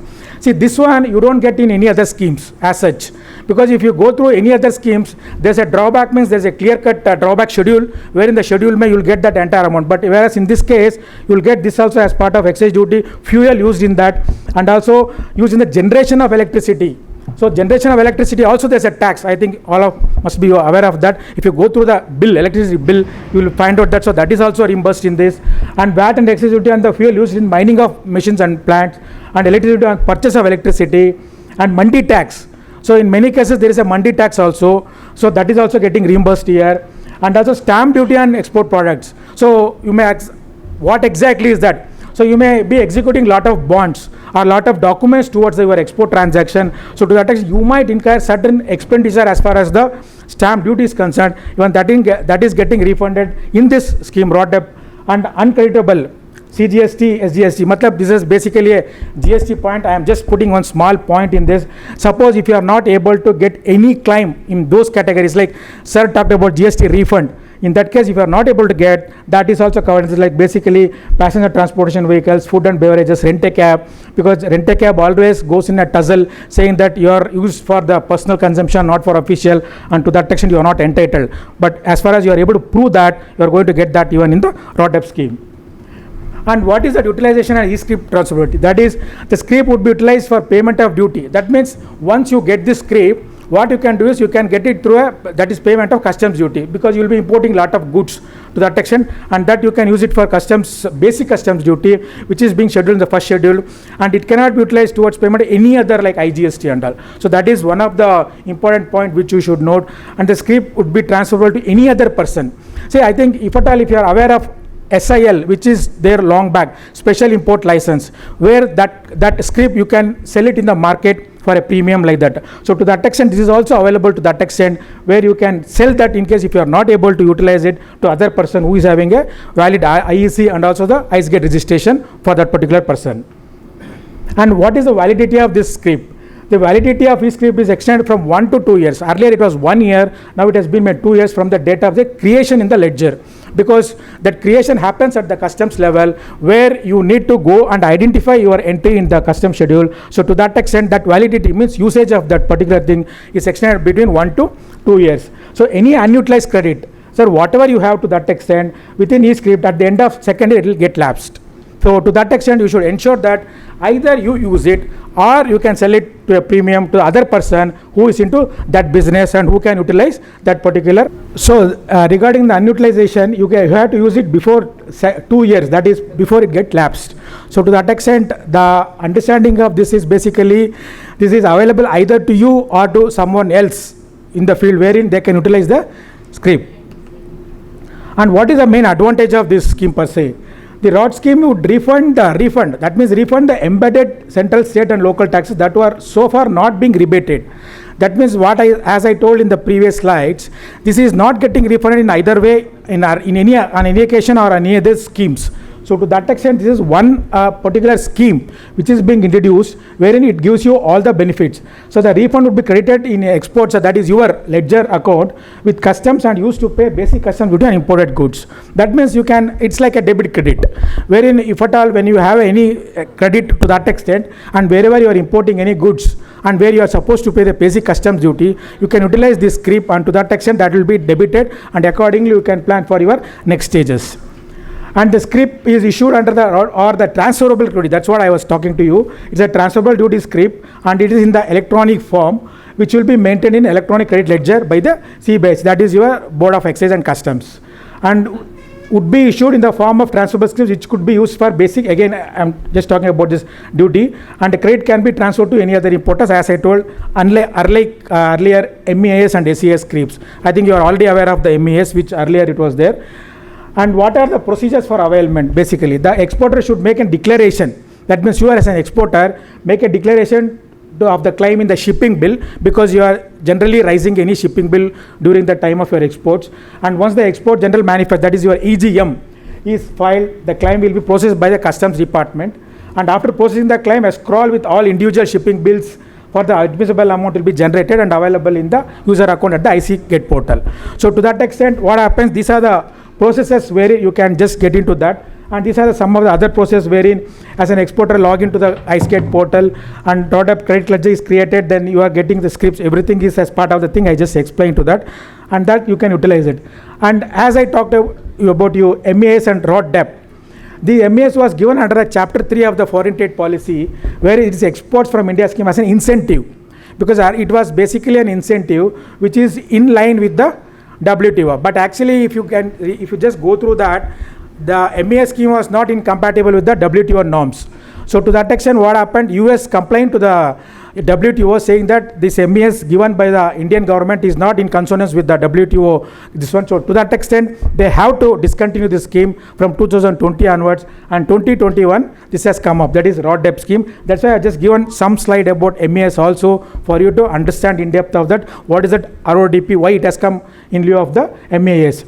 I just given some small comparison between these two, wherein I just talked about that, MEIS is a purely incentive on exports, whereas that is a refund of indirect taxes which has been paid. And in that you can see, which I already explained to you earlier, even minor and small components are also included as part of your refund, because they don't want you as an exporter to get loss or you are under the loss, so that they are taken care of that also. And as I told you, it was not in compliance with the WTO, whereas RODTAP is very much much as part of the WTO norms, and incentive percentage varies between 2 to 5%, whereas it is in terms of the FOB value, whatever is there. And mode of issuance is also, again, it is a downloadable, where it is in the form of a e-credit ledger. So the objective of MES was to incentivize the export of goods from India, whereas the RODTAP is to neutralize the taxes. So to that extent, it is not any incentive as such. It is just to neutralize the taxes benefit, whatever suffered on the exported goods, which are otherwise not credited or remitted earlier. So that way, the government has made it very clear for you, saying that whatever the rupee you are going to incur towards your exports, that is getting refunded to you in a different form. That is nothing but RODTAP. And the scheme will cover all sectors. This is another important point for you, including textiles, with priority given to labor-intensive sectors, which are enjoying benefits under the MES scheme, which was earlier was there as part of 2-3%. And both merchant exporters as well as the manufactured exports are covered under this. And country of origin of export should be in India. That is very much relevant, because you cannot say that I exported goods being an Indian origin from some other place and I am entitled for this RODTAP. No, it is not allowed under the scheme. So to that extent, you should ensure that any export taking place from India, you are entitled for the benefit. So the place of export should be from India, anywhere in India. It's not only this one. And what are the ineligible categories? There is certain ineligible categories which they have put up, and these are ineligible. Export of imported goods. Suppose if you have imported goods and if you are exporting, and whatever expense you are incurred to that extent, that is not covered. So there are people who say that I imported, ultimately exported, I earned foreign exchange. That way the scheme doesn't allow that. You have to manufacture in India. That is a basic criteria under the law or under the policy. So that way it is not allowed. And exports through transshipments, no. And export product subject to minimum export price, no, it's not allowed. And product restricted for exports, because these are certain categories I just mentioned as ineligible, because you have to just go through that table or whatever is given in the appendix, and to that extent you can understand. And deemed exports, I think you are all aware of deemed exports. What is deemed exports? Deemed export is goods within India. It doesn't go outside India, it is within India. So to that extent, that is also not covered. So the scheme is very clear, it should go out of India. So that way that is also not covered. And supply of products manufactured by DTA to SEZ, but again it is within India. So that is also not covered. And products manufactured in EHTP and BTP. That means your electronic hardware technology park as well as the biotechnology park. And that list is continued again with all that. And also there is MOWR, you might have seen that, wherein it is a warehousing regulations. And to that extent, suppose if you retain the goods in the warehouse, and then that is also not allowed. And there is certain notifications which they have given, that also I mentioned as part of the thing, which is as ineligible criteria.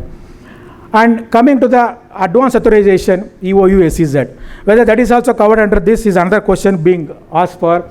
I said yes, it is covered, but there is a period which they have given. As of now, it was covered up to last year. In the latest, which I am going to cover that notification, for the next 6 months they are not covering EOU. So there is some reasons on that. So that is where the policy has been taken. And here to bolster India's export framework, the awaited is also given, because earlier when it was announced, they are not given for that initially. Thereafter they are given, and after that they started continuing that after some time. And finally now they have stopped from the last 6 months, but they have continued for the other products. And to that extent, I have just given the notification references for your information, and that is a notification which is, and the last one which I talked about is the manufacturing and other operations in customs bonded area, which is called as MORE. So it remains excluded from this vote and benefit. See, sometimes what happens, you being an exporter, you may just import the goods and you don't want to pay the duty and retain in the warehouse. In the warehouse, the goods are allowed to be retained for 6 months to 1 year, depending on the charges you are going to pay. So to that extent, in this scheme, that is also allowed as part of that, and wherein only thing is if you are exporting from there, that is also not allowed, because ultimately you are using that benefit to that. And this is another through wherein DGFT officially extended remission of duty beyond its previous. This is what I was talking about, the dates, which is September 30th. So by exercising powers under the law, that is under FTP, they have extended up to 31st March. And also this extension of exports from made range of units, that is including DTA, everything has gone up to another 6 months. And what are the governing regulatory bodies, which I just talked initially? ROD scheme is notified by Department of Commerce, as I said, MOC, that is Ministry of Commerce, whereas scheme is fully administered by Revenue, that is Ministry of Finance. So end of the day, any amount getting refunded should be done by the customs, because everything happens through the port. So to that extent, whatever scheme is announced, the notification is by the Ministry of Commerce, but the end of the day, the whatever action happens, that is by the Ministry of Finance. And one question which you may raise is that who is superior? But here there is no question of superior inferior, because there are case laws from the High Courts or Supreme Court which says that once the Ministry of Commerce gives any clearance, Ministry of Revenue should follow. I think sir is not there, so to that extent I am just sharing, because this is what the case laws which have come from the High Courts. So a separate committee has been constituted, comprising Department of Revenue with suitable representation of all the people stakeholders in that. And suppose in any case, if your product is not at all covered in the particular appendix, which I am talking about 4 RE, you can represent to the Government of India, and to that extent you will get that being incorporated in that particular schedule to that extent. And scheme is notified based on the classification of products. This is another important aspect, because how do you classify the goods? I think you might be aware of the HSN, which is used in the customs classification. That is again with norms of the WTO, which is Harmonized System of Nomenclature. So to that extent, you will have to have 8 digits classification code for that. And to that extent, as of now, it's around 855 items are covered under that. There are some sectors which they are yet to cover to that extent, which they are going to do that. But of course, now the time has gone. But I don't think they are going to do that. But these are some of the things wherein they are going to do that. Of course, the benefit is available in respect of export goods to any of the countries without specific restrictions. So to that extent, wherever like earlier you had some restrictions on the Iraq, Israel and all. So to that extent, in this scheme, as of now, they have not bought anything to that extent. So if any export happens to that extent, you are very much entitled for the refund to that extent. And another important aspect is about the realization of the proceeds. It is from the RBI angle I am talking about. I'm just coming out of from the MOC and MOF, Ministry of Commerce and Finance. So what exactly is this RBI which I am talking about? Suppose when you are exporting goods, obviously you have to realize the foreign currency to that effect. So you cannot say that I have exported the goods and not realize the foreign currency. So to that extent, what the drawdown scheme says, or any other scheme per se talks about it, that you should have realized the foreign currency. If you have not realized the foreign currency, as far as the RBI FEMA provisions are concerned, you are not entitled for this benefit. So the next question is, how do you identify? The identification is very simple. In RBI FEMA, like if you are an EOU, they will be giving up to 9 months time. If you are other exporters, 6 months time. So they will be tracking those things in the customs EDA sector. And that way, if at all, if you have claimed any incentive or anything beyond the RBI stipulated this one, that will be recovered from you with interest by the Customs Department, that is revenue. So to that extent, your realization is also very, very important as far as the RODEP scheme is concerned, because if you are not able to realize any amount, to that extent, my suggestion would be you can surrender to the government so that you will not be penalized with a penalty, though you are supposed to pay the interest part to that extent. So this is about the samples, which I thought of just bringing you one slide to that effect, whether whatever samples I am going to send it, where I am going to incur certain costs to that extent, whether is that entitled for the RODEP. The law or policy says no, because in this case, it's very clear that you are not going to realize any currency for that. You are only sending for an approval, or to that extent, you are going to get more orders because of that. So to that extent, the law gives you a clearance that no, sorry, if it is a sample something, you are not going to get any refund or anything amount to that effect. So export of samples is more for your marketing strategy, and so marketing strategy may not help you in this. So to that extent, you should ensure that you don't claim to those, because there are certain companies, samples itself will be huge consignments, as we have seen. So to that extent, they try to cover that also as part of the RODEP benefit, but the law is very clear. You should segregate separately between the samples versus the actual exports, and wherever it is very clear to that extent, you are safe, because government will not come to you for recovery. Otherwise, they may come to you recovery with interest and penalty as well, because there's a contravention of the policy and procedures. And what about the services provided outside India? And again, another important point, suppose if they say that I am also an exporter, I have done some export services outside India, but still I am an exporter from India. But it is to be noted, benefit under this scheme is not to be claimed on that, because it is not a product per se, though you are rendering services abroad. So to that extent, this scheme will not cover that also. Because there were many queries to that effect also, wherein, having done that, why not I cover, because I am also an exporter from India. But the scheme doesn't allow you that, because this is a policy being framed by government. So this is again GST part. I am just covering one one or two slides on that, because as part of the taxing part, I thought I'll just cover that. So wherever one of the essential feature of this scheme is that the benefit is available as goods exported, yes. Wherever suppose, and further no restriction is carved out in case where the goods are exported are exempted. Suppose if you say that there are certain goods which are exempted from GST. So to that extent, since it's an exempted, can I claim dropped? Yes, you can claim, because the goods is only exempted as far as the law is concerned, but your incurring cost is very much part of the entire transaction. So to that extent, you are entitled for that benefit or that refund, whatever is there. So GST will not per se come into that effect, though it says that it's exempt.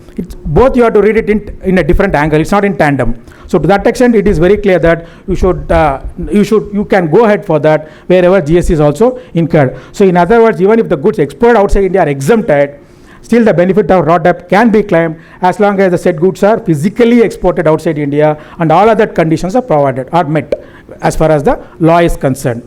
So to that extent, you can well be assured that even goods are exempt from GST, you are entitled for the benefit. And another important aspect is about the social welfare charges. So here one thing is what happens is when there is a surcharge also as forming part of the customs law. So to that extent, whether whatever levied under section 110 of the duty, so that is also included to that extent, but RODTAP provides only for the basic customs duty.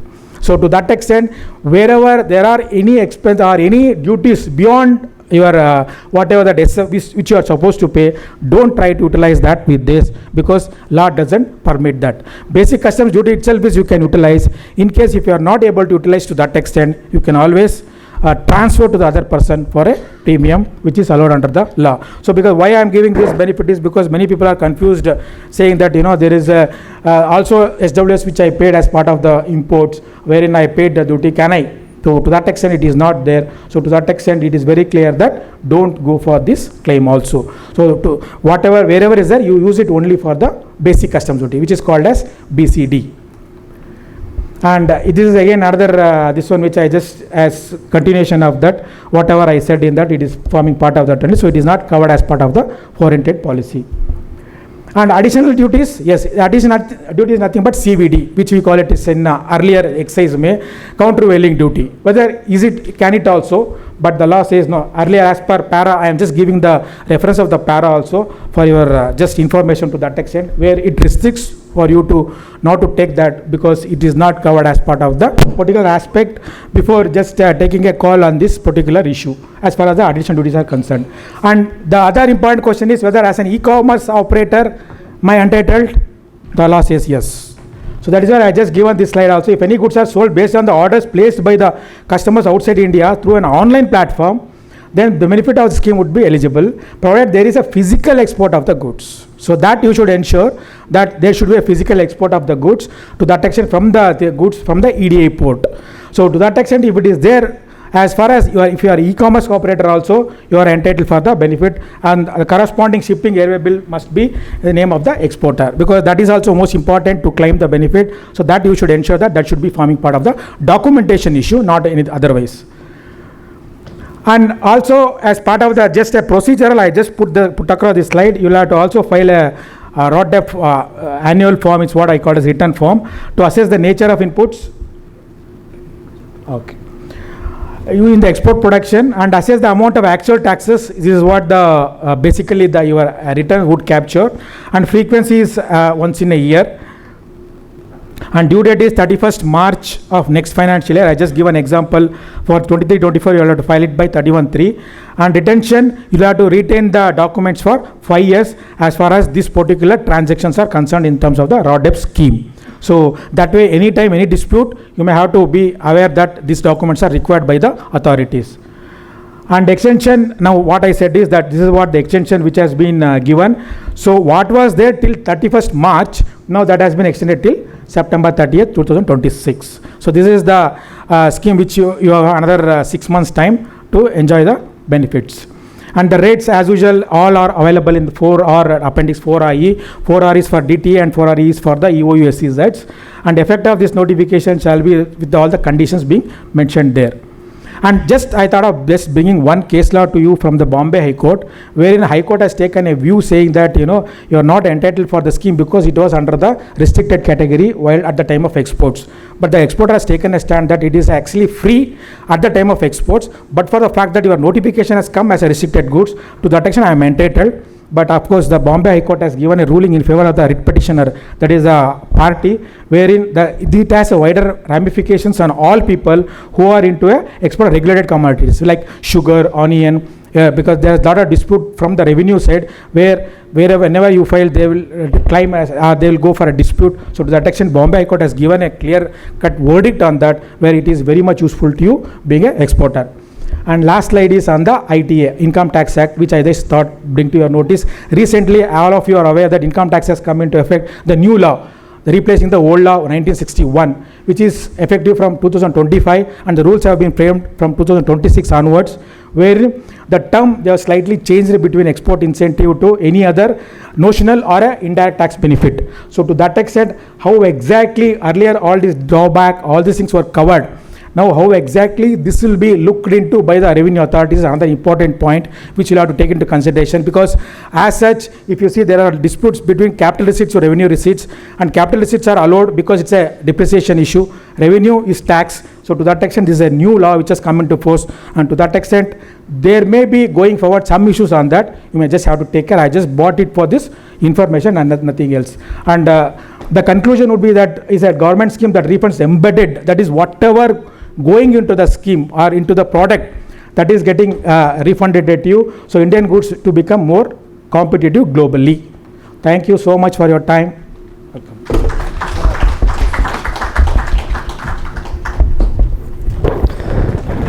Thank you so much, Mr. Gauri Shankar, for this very insightful and a detailed conversation on the ROTEP. If the audience may have any questions for the panelists. Any questions on all the three sessions that we had? Yeah. Promoting exports, what about imports? Not promoting. The government objective is to promote exports as Understood. But if there's a slight increase, I'm just saying. But import, you are paying, you are incurring foreign exchange, right? So that is they want to curtail that. They want to see that you are getting more dollars than you are incurring or expending the dollars. The objective is to not to export taxes and get more of revenue. Sir, government promotes import. That understood. But in a scenario like this, it's unprecedented. If you're importing something, the trade cost goes up, dollar goes up, there is a compensation. It's a loss. Good evening, madam. BCG is only for export. Only for exports. Yeah. Only for exports, yes, sir. Good evening, everyone. This question is to madam. Regarding that relief scheme which you have mentioned, madam, the 3123 which is introduced by DGFT in 16th, 15th of March. So on that, only one thing I understood that the second is only the way forward one till valid till June, but the first and the third one is restricted for up to 14th or 15th of March only. So what is the relevance on as on date, which we have already crossed 31st of March and we are end of 30th April now? Whether is it valid, whether our customers or clients can go and still lodge this thing as you advised in the ECGC portal, or what is the relevance, or is it over? Thank you.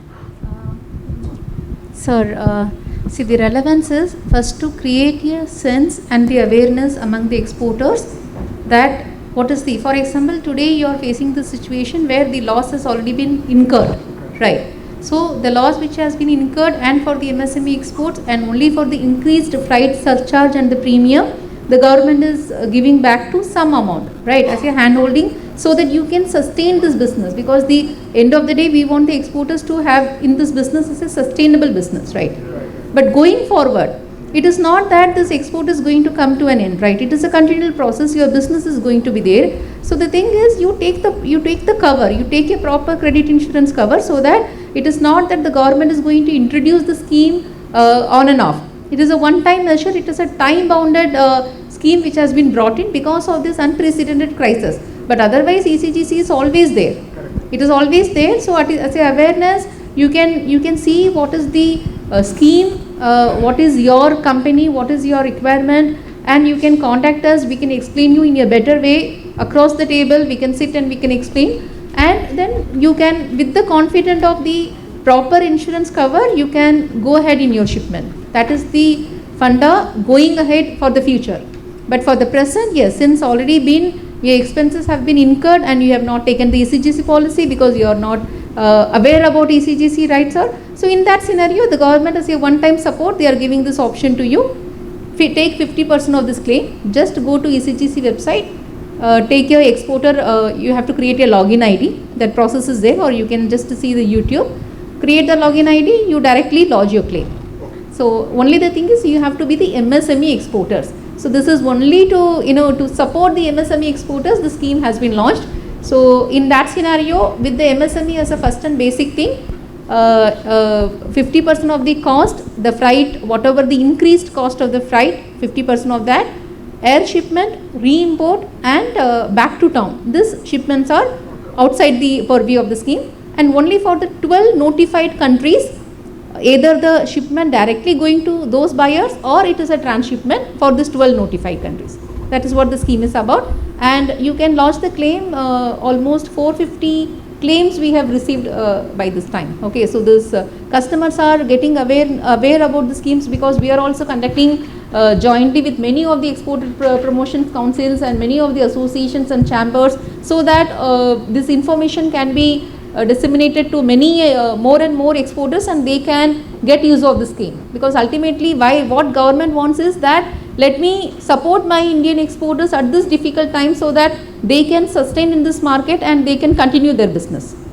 Right. Thank you. So good evening. My name is Subramani. I'm VP South of Indian Institute of Belts Management, Vice Chairman. And my question to Mr. Gauri Shankar is, sir, is we achieved the global 2% export, 2% of export global achievements. Are we done it or yet to achieve? See, as far as the achievement is concerned, government is give a lot of efforts to that effect. And in fact, that is why these schemes are also brought. Yeah. So, and if you see that this scheme brought basically a scheme which wanted to disburse around 58 crores, 1,000 crores is what as of now. Okay. They are planning to disburse almost 1 lakh crore. So objective is, yes, that is what the goal going forward on that. Thank you, sir. Just want to know that. Yeah, that would be the last question, please, because of paucity of time. Thank all the panelists for this wonderful discussion and the questions, intelligent questions that have been asked and insightful questions. Now I'd request the Senior Vice President to come on the stage and honor the speakers.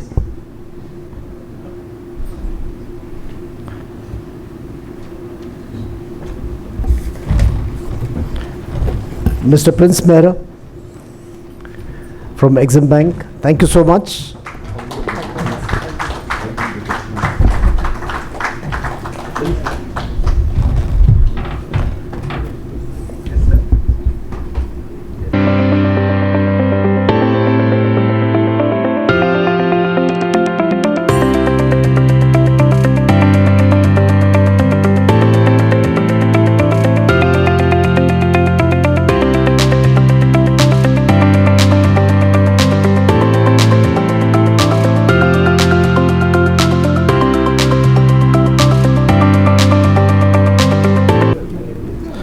Mrs. Shivshankari Murugan, madam.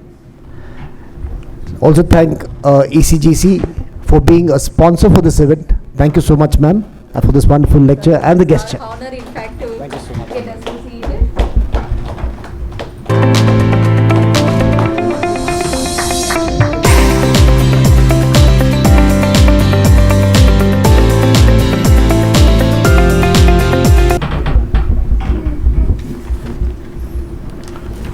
Mr. Gauri Shankar.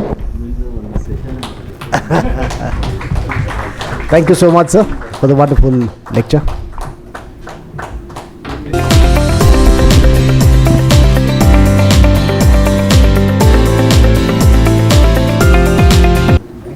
So I thank both the BCIC and IIMM for this opportunity. But actually subject is very vast. I just covered it in whatever time is given. So there are so many things which are unanswered, but that will be forming part of the policy going forward. What about SCIS?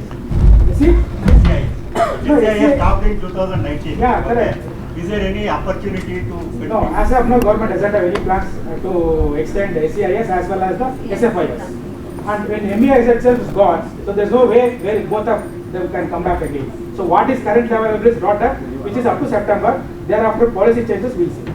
Thank you.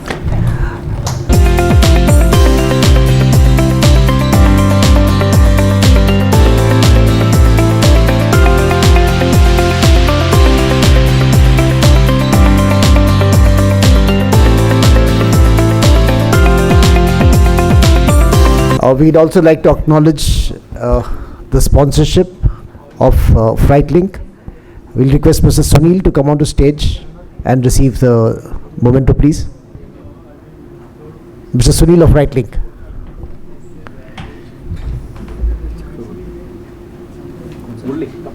Mr. Murli, please come on. Please come.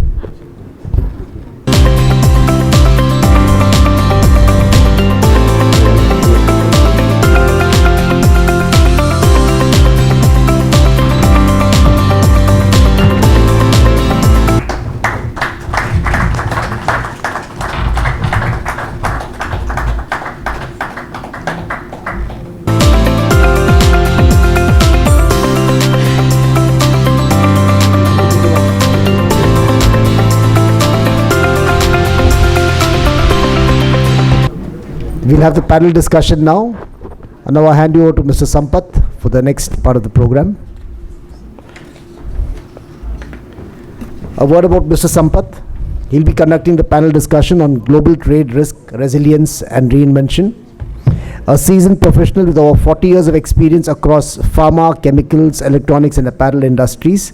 He has held leadership roles at EXIM Logistics, Global Supply Chain Operations.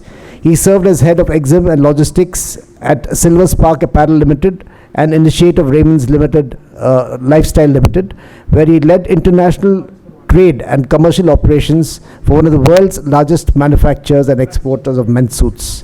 He brings extensive expertise in supply chain management, trade compliance, customs, logistics, banking trade services and marine insurance, with experience managing global operations spanning manufacturing units in India, Ethiopia, along with trade entities in the USA, UK and Dubai. He has also played a key role in implementing global supply chain security programs such as SEAT, TPAT and AEO, and driving digital transformation through SAP, Sahana and EXIM domain. A widely recognized keynote speaker and industry trainer, he has been honored with Outstanding Leadership in Global Trade Strategy and Logistics Award for his significant contributions to an international trade logistics. So we can have no better person than Mr. Sampath to be a moderator for this event. Now I hand you over to Mr. Sampath for the rest of the program. Thank you. Thank you so much.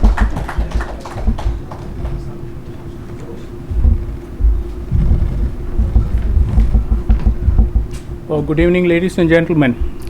It's been a pleasure to be amongst this audience, in order to discuss contemporary issues that is affecting the trade currently. We have never seen this kind of troubles in the past. When we started our careers or when we were in mid-careers, the trouble started in 2020 from COVID time. Then we have had so many disruptions. So the program was conceived keeping in mind what is the current ecosystem that we are in and how to navigate through that. So towards that, we thought that we will have an assortment of domains which can be, included in this panel discussion, namely, most importantly, the trade, who are the main players, are the ones who can give the deeper insight into how large transnational companies or even the mid-sized companies, they are going to navigate and how they are navigating through the current troubles and disruptions. So with that, actually I would like to introduce the panel members, and I would request the respected members to come on stage and occupy so that we can start the session right away. First, I would like to I have the honor of introducing Mr. Somnath Chatterjee. So, Mr. Somnath Chatterjee is the Executive Vice President and Head of Procurement and Logistics for ITC Food Division and a member of the Divisional Management Committee. Welcome, sir.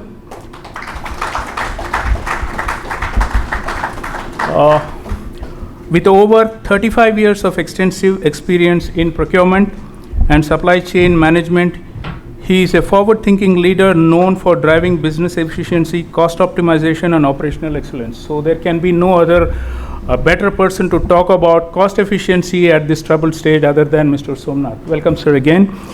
He oversees a large-scale procurement ecosystem managing a vendor base of over 4,000, sourcing across 850 SKUs and handling supply chains spanning 150 locations in India and exports to 72 countries.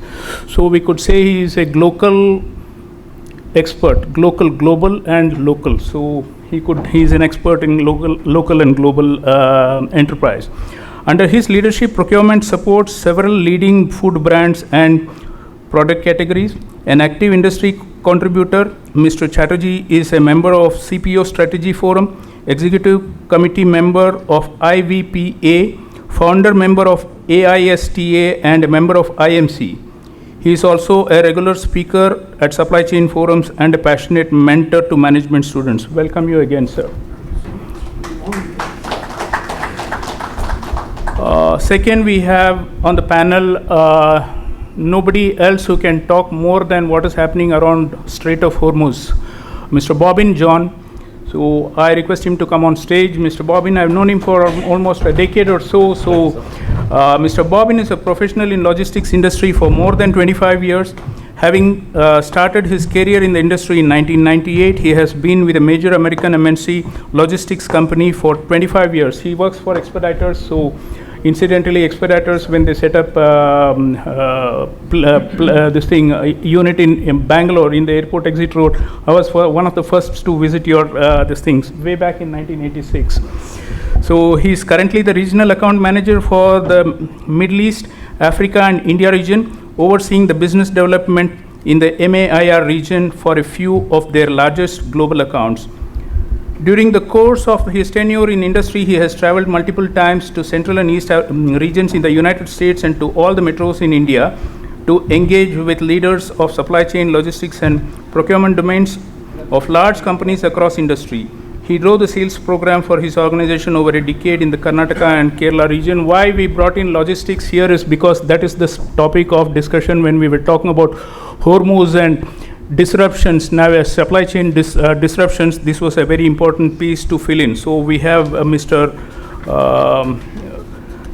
Bobbin. Please have a seat, sir.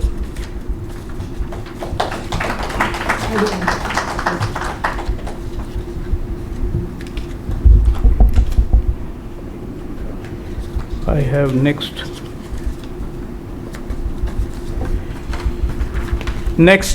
on the panel is one of a veteran in public sector. I would call Mr. Sudhindra to come on to stage. I am honored to call Mr. Sudhindra, who has been an ex-additional director of Aeronautical Development Authority, and presently he is a national counselor of Indian Institute of Metals Management. He is a seasoned professional with over 3 decades of experience across the private and public sectors. He has held senior leadership positions, including additional director of metals management in the Aeronautical Development Agency in Bangalore. He has also served in key positions in Hindustan Aeronautics Limited and Larsen & Toubro. He has been associated with selection boards of premier institutions such as Indian Space Research Organization, Defense Research Development Organization, and National Aerospace Laboratories. A postgraduate in management from the Indian Institute of Metals Management and an ME graduate, he has contributed extensively to defense procurement and import-export activity. He serves as a national counselor of Indian Institute of Metals Management. Welcome, sir.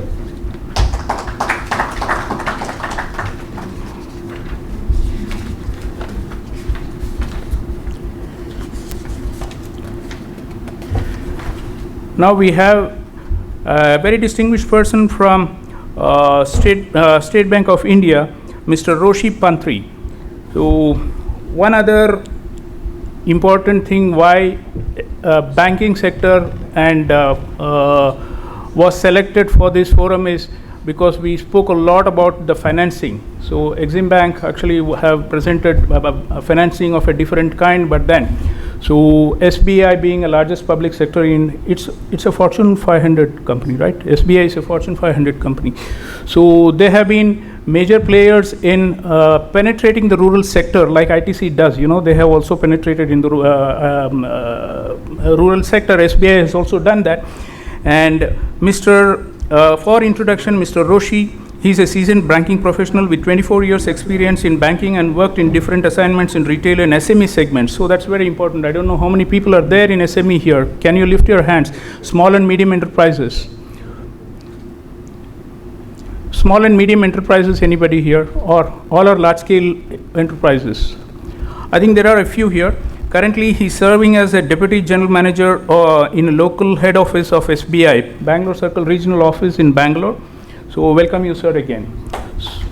So I think with that, we'll go ahead with the discussion on the topic, global trade risk resilience and reinvention. I take the stage. This topic today, what we are taking today cannot be more contemporary, if you may. Morning, the Commissioner was talking about how relevant we have devised this program, and then continuing with various, facilitation by the banking sector, by the risk management sector, and also Exim Bank, and certain facilitations like ROTEP and other things. Those were the nuts and bolts of what every industry need to know. Why nuts and bolts is because having a general gyan without the micro level working will not fetch anything. But then that alone does not suffice for us. Basically because we should be knowing what is the ecosystem in which we are working, and we take a lesson or two from the industry experts here, sitting here, and also that actually how they view the entire disruption at this point in time and how they are navigating through. We thought that this has to be brought to everybody's attention so that, they get a first-hand perspective of how large corporates work, how the banking sector works, and how public sector procurement was also working, so that's something which is very important for us. So, as far as ITC is concerned, I think the first question goes to Mr. Somnath. I was saying that it is global. You are both global as well as local. As supply chain shocks, climate pressures, geopolitical rivalry intensify, governments is also trying to do the business of doing business. What is business of doing business? So they are not just framing policies nowadays. They are also trying to get into the shoes of a trade, getting the sense of what is happening in the trade, and then trying to facilitate how we can lubricate the levers of business at this point in time. So with that, with the geopolitical tensions and climate shocks becoming the new norm, so how are business insulating export business from global supply chain disruptions? So I would like to have your view, sir. Thank you all. Is it audible?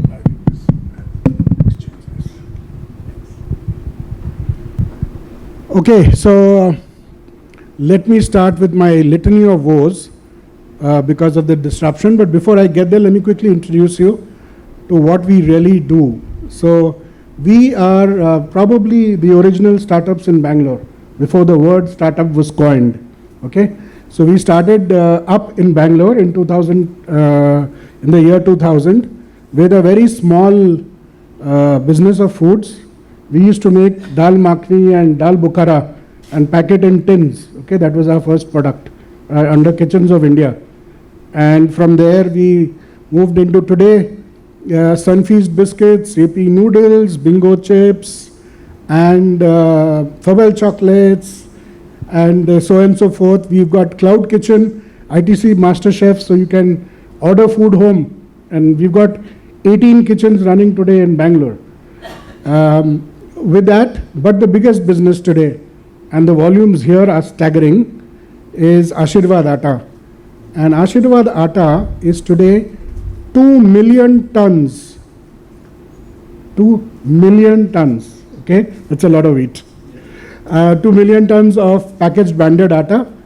And so that's basically what we do. So from that very small startup in 2020, today, 25 years later, we are at a 20,000 crore company and probably the fastest growing foods business. So that's the context. Now with that, we come to a lot of the issues which we continue to face. And I'm not going to give you just some general gyan about do stuff like hedging, etc. I'm going to share with you some brahmastras, some little anecdotes and solves of problems that we have done in real life, something that you can actually do probably in your businesses. Okay.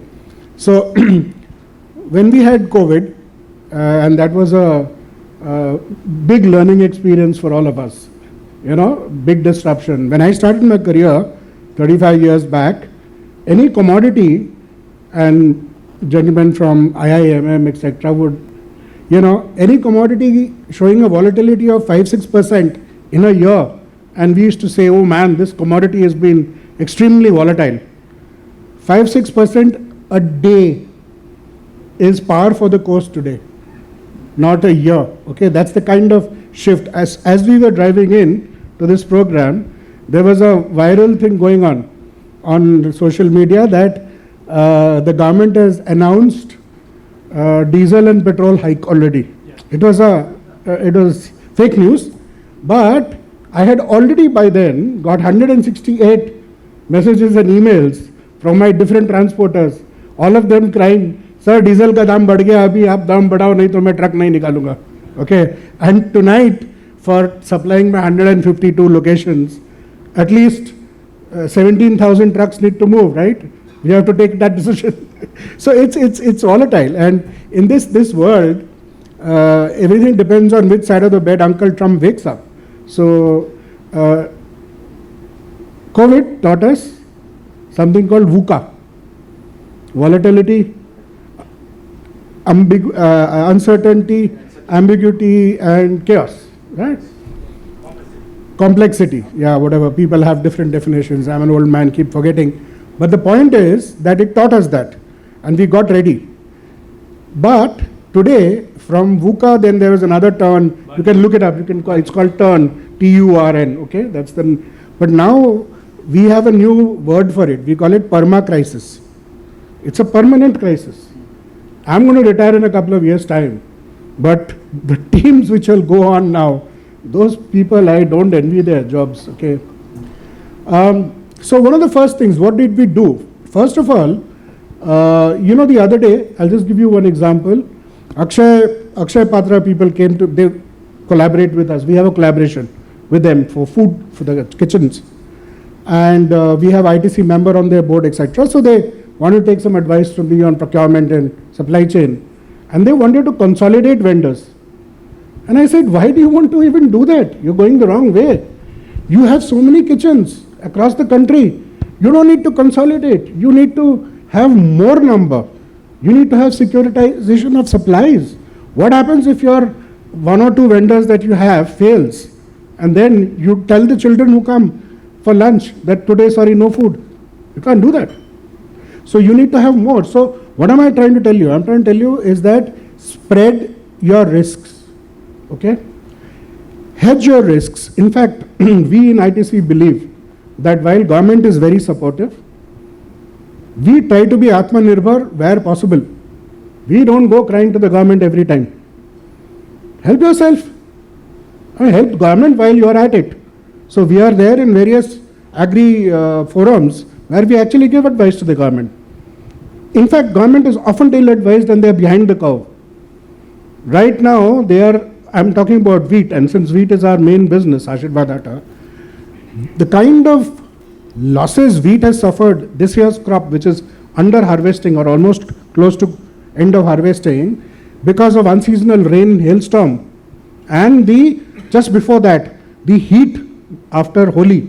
Okay, there has been massive crop loss. I was myself in the heartlands of UP, Bihar, and Uttarakhand a week back. You have to do this, and we realize that it's going to be really a bad. But the government is talking about a huge bumper crop. They're still behind the curve. They haven't caught on. And surprise, surprise, 3 days back they said, we're going to allow another 2.5 million tons of export. So, what do you need to do is so there is no real substitute to hard work. You got to go and do that. So I was there in the mandis of UP and Uttarakhand at 45, 46 degrees temperature. It's not fun, I can assure you.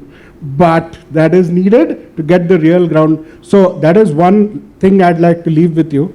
Number 2, use artificial intelligence. It's unbelievable what I'm learning at the age of 57 about artificial intelligence and the way it is changing, the way I think and I work. It's unbelievable. And so much of it is for free. You don't even have to spend anything. My guys in my office, kids use Gemini Cloud, and they are tracking district-wise, hour-wise temperature, rainfall.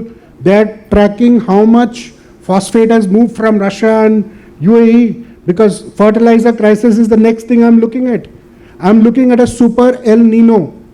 A super El Nino. Something which is going to be so bad. I hope and pray it isn't. But this year looks like a year of super El Nino. We are looking at droughts. We have just opened up sugar exports. We have just opened up wheat exports. And for what?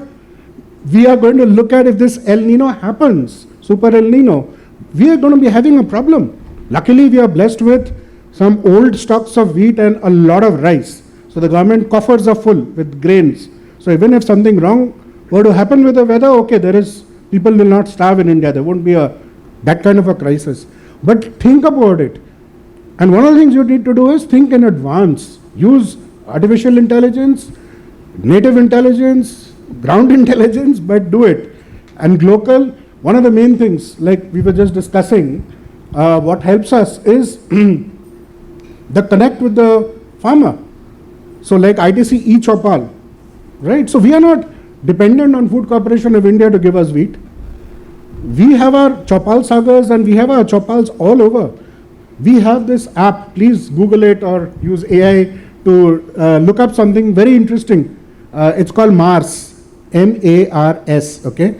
It's now the digital version of the e-Chopal. Okay, earlier e-Chopal used to be the wide area network and satellite and all. This is now all online. This is Mars. And this is giving a solution to the farmers right from his soil health report, what he should be planting, when he should be planting, what should be the irrigation cycle, what should be the fertilizer inputs. If required, there is availability of drone spraying and drone monitoring. And then we are there at the back end to even buy his produce. So it's an end-to-end solution that ITC is offering, and I think that is really one of the key to the success of our Ashirvad Atta. And I will just finish, just give me another 20-30 seconds. See, what's going to happen is this year, as I told you, the wheat crop has suffered a lot with this rain, etc. Okay, so what we call it luster loss, and because of this extra rain moisture, there is something called black tips. It's a fungus which happens in the wheat, right? So basically what I'm trying to tell you is, as we get off season, this wheat which has got drenched with rain is going to spoil very fast. The quality of your atta will start deteriorating as you get away from the season, as you get into September, October. But because we are doing our chun ke and we are buying through our chopal directly from the farmers, we are doing that, we will be able to guarantee you that quality of atta what we are giving you today in October and the same quality of atta in December. So, this might sound like a sales pitch, but I don't need to sell Ashirvad atta anyway. It's most of you probably use it. But I'm just trying to tell you how these things make a difference in how you plan and how you do this thing. So yeah, so there are 3 specific points what he was taking. The takeaway from this is basically be hands-on. Don't have the government following the cow. That's first thing that you have. So unless you are contemporary, you have hands-on information, data-driven, which is real-time data-driven. Unless you are real-time data-driven, you are going to be left behind. So that's one of the things that keeps you floating, number 1. Number 2 is basically how you use technology for driving business. So all along we have been talking about AI and things like that. That AI, actually one of the recent, the statistics come out in international forums is that how many enterprises have shown bottom line improvement by intense use of AI. Okay, you would be surprised that it's not very significant. I know that. So to that extent, so AI is not a buzz. So it has to be applied in the right place and for the right application. So you know what you're using AI for, just don't go for the fancy of AI.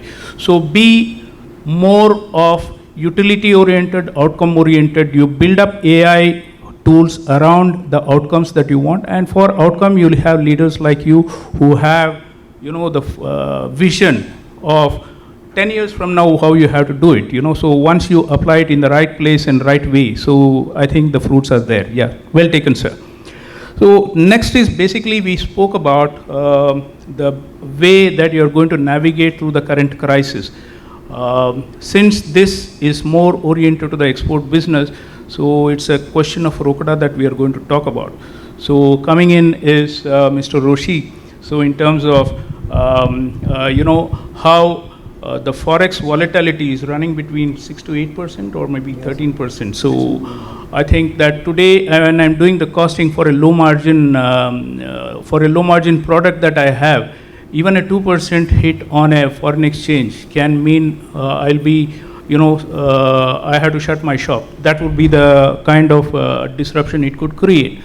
So now from the banking, you know, so my question to you, sir, is basically with USD, Euro and Yuan all facing unprecedented swing, how should Indian exporters rethink their hedging strategies? So there is something called natural hedging and there is something called, which is the other way you do it. So what are the 2 or 3 main, you know, guidelines that industry, maybe companies like ITC have the wherewithal to employ a lot of experts in hedging and things like that, Yeah. but then this cohort group may not have all those people. Yeah. So what is your 1 or 2 lessons or maybe 3 or 4 guidelines that one should follow in order to stay safe and insulate ourselves? See, the conditions that have been created by the West Asia conflict have moved rupee in a matter of few days from 88 to 95.21, the high which saw in the March. Since most of you are exporters, if you are unhedged, you will be happy. But keeping yourself open to exposure will also keep you open to the risk. So my suggestion in my banking career, what I have learned, most of the big corporates which have got treasuries, they manage it very well, but for the MSME segment, I would suggest rather than doing a single one-time exposure forward contract booking, you should look for a layered hedge. Means you can break that single exposure into multiple exposures. That way you will be getting an average rate of exchange rate, which will also allow you to get the comfort of capturing the exchange rate fluctuation over a period of time. Second thing, if you are not cost conscious, you can always go for buying an option. Option will always protect you from the downside as you paid premium on it, but it keeps you open on the upside. Third thing, if you are not willing to pay a premium, in the option there is a thing called range forward. You can always do that range forward. And I have seen most of the corporates who are money savvy, since MSME work on very thin margins. So managing your cash flows, managing your final results in terms of money, which sir said Rokda, is very, very essential. And over a period of time, I have seen the layered hedge and the plain options yield the best results to you. Thank you. Yeah. See, while we are doing business, there are some companies who are having import intense but export not so much. That. But then there are companies which have less imports but export driven. So, you know, actually the one fits all size, you know, is not going to help the enterprises. So from that perspective, what are the kinds of strategies that one has to adopt? You know, because at an enterprise level, one has to look, as a finance CFO, one would look at all these aspects before they take a decision, because there cannot be a single hedging strategy for every company. So what's your take on that? Sir, as you said, natural hedging. Some people have natural hedging, but in this volatile environment, it will also not be that much effective in mitigating your risks. So I would suggest gross hedging. That means hedging both of your legs. That will actually allow to net off your net off your cash flows, and you will get a better result. But again, in that case also, sir, it is means until unless you have an exchange and a foreign currency EEFC account in which you can keep money and then again pay back to your suppliers, receive your receivables. Layered hedging is the best strategy which I have seen, and besides that, this range forward and plain option is the one which actually gives you much more of upside than the downside. So, natural hedging, sir, for a actually novice like me, for a novice like me in hedging options, I'll give an example. Some more slight insight onto what is a layered. It's like averaging out of your forward contract. Suppose you have got $1 lakh to be received in 3 months hence from now. What you can do is break it into 3 components. Make a hedge of 31st of May, then 30th of June, then 31st of July. What you can do is you can roll over the contract. You will have a small fee to pay, transaction fees to pay, but ultimately you will be getting the benefit of rolling over and capturing the exchange rate volatility. Yeah, actually, and one moment, sir. And if suppose you are an exporter, you don't want to take a forward in which you can have an MTM, and for that MTM, you will need a limit. You can simply buy a plain put option by paying a small premium. By buying a put option, you have got the right, but not the obligation. So your downside is capped, which is the premium you have paid. And if any further depreciation in the rupee, that will be your upside. Yeah, normally when we do our product costing, what we do is we have a budget. So at an enterprise level, what we do is basically we take into account all these factors of forex movements and things like that, and we draw the EBITDA for the year, So when we do that, all these come into play very much. Definitely. In case there's a short-sightedness on these things and then the companies lose, where it is very export intensive, then it has a very major impact on this. I think we need to keep an eye on. Yeah, we have to keep that in mind, and for that we have a regional marketing treasury unit over here in Bengaluru, which is guiding all our customers how to hedge. We are providing the advisory services from that side also. Yeah, I think it's a good thing. Anybody who's into export business or import business who want to cover your foreign exchange volatility can probably approach SBI or any other bank, for that matter. You can take guidance from them. But then don't think that actually even a small savings in foreign exchange can mean a lot to you in business. So I think we need to capitalize on that. Coming to one of the mainstream discussion. Yeah, go ahead, sir. So a little tactical play in this, because ITC is one of those companies which has a natural hedge. So we export tobacco, leaf tobacco to many countries of the world. We get foreign exchange through our hotels. Of course, we've got the food business which we are exporting to, and we've got paper. We are the largest paper and board manufacturer in India, and a lot of that is exported. So we have that revenue coming in. On the other side, I'm the largest buyer of palm oil, which is imported. India imports 65% of its edible oil. I have no choice, I have to import. So, and several other commodities have to be imported. So we have a very good one. But the tactical thing which I was talking about here is I tell my tobacco buyers that, hey, if you don't need it right now, wait, the rupee is depreciating. You get a better value. And I'll give you, I buy something called a polymer called metlosil. Okay, that's used to make all my plastic, these laminates, the flexible packaging, right? So this is from Texas, it's from ExxonMobil, comes from Texas. So we saw this, and we kind of imported 18 months requirement because it's polymers, granules. We have the money, we have the warehousing space because we store so much wheat. And we said, yeah, at 84, it was a no-brainer that the rupee is going to depreciate. And the polymer itself was probably at a multi-year low at that point of time. So we just brought in shiploads. So that is how you can also tweak both the currency and the commodity. Yeah, absolutely. It's a play between the inventory carrying cost and, actually forex volatility. So there's a balancing act you'll have to do in terms of inventory carrying cost, not only inventory carrying cost. As a materials manager, I would look at warehousing cost as well, So if you have, so it's a balanced play between a warehousing cost, your inventory carrying cost, as well as the hedging options, what you have. So, it's a balancing play. Now, coming to the most important topics today that I would like to discuss is the Hormuz. Everybody is talking about Hormuz, right from the commissioner, everybody was talking about Hormuz. We have an expert here, so who will take us through the entire geography of the universe, through Hormuz, troubled times, and then the question for you, Mr. Bobbin, is from Red Sea disruptions to Panama Canal droughts, how do you quantify geopolitical risk in freight contracts? And insurance today, who bears the cost? Of course, the exporter or the importer bears the cost, but then is there any option for any trade-off between the maritime trade as well as the exporters and importers? How is it being looked at from the maritime lens? From the maritime lens, how do you look at it, and what is it that you are looking at going maybe 3 to 5 months from now? What is it you are looking at? Okay. So I'll answer that question in maybe 3 or 4 sections.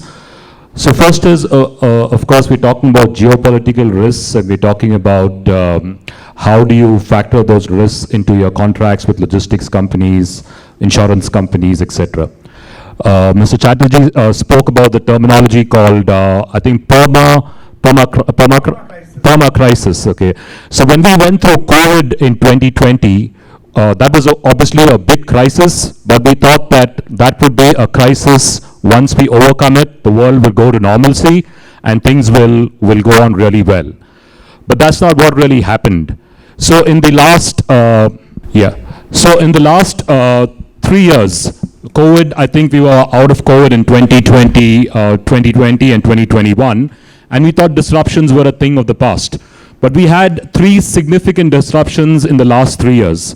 First, we had the Panama Canal disruption caused by drought, which started sometime in mid-2023 and went on for a year until 2024. The second one was the Red Sea crisis, or the Suez Canal crisis, which started in November of 2023, and as on today, is still ongoing. The third crisis is the most recent one, started on Feb 28, 2026, when the US and Israel attacked Iran, and we have the Strait of Hormuz crisis. So what's common between these 3 crises is one thing. All of these 3 incidents came unannounced. All of these 3 incidents came without prior notice.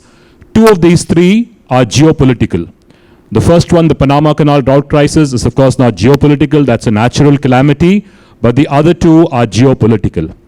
Now, what's the outcome of a disruption like the Suez Canal or the Strait of Hormuz? The outcome is intense from a financial standpoint for exporters or importers, basically for the EXIM community. You're then facing situations where you're carrying large amount of inventory. If you have to export them, your costs are escalating, your insurance costs are escalating. So there's a lot of cost that kind of goes in there. So now the question is, how can you actually quantify the geopolitical risk? I think that was the question.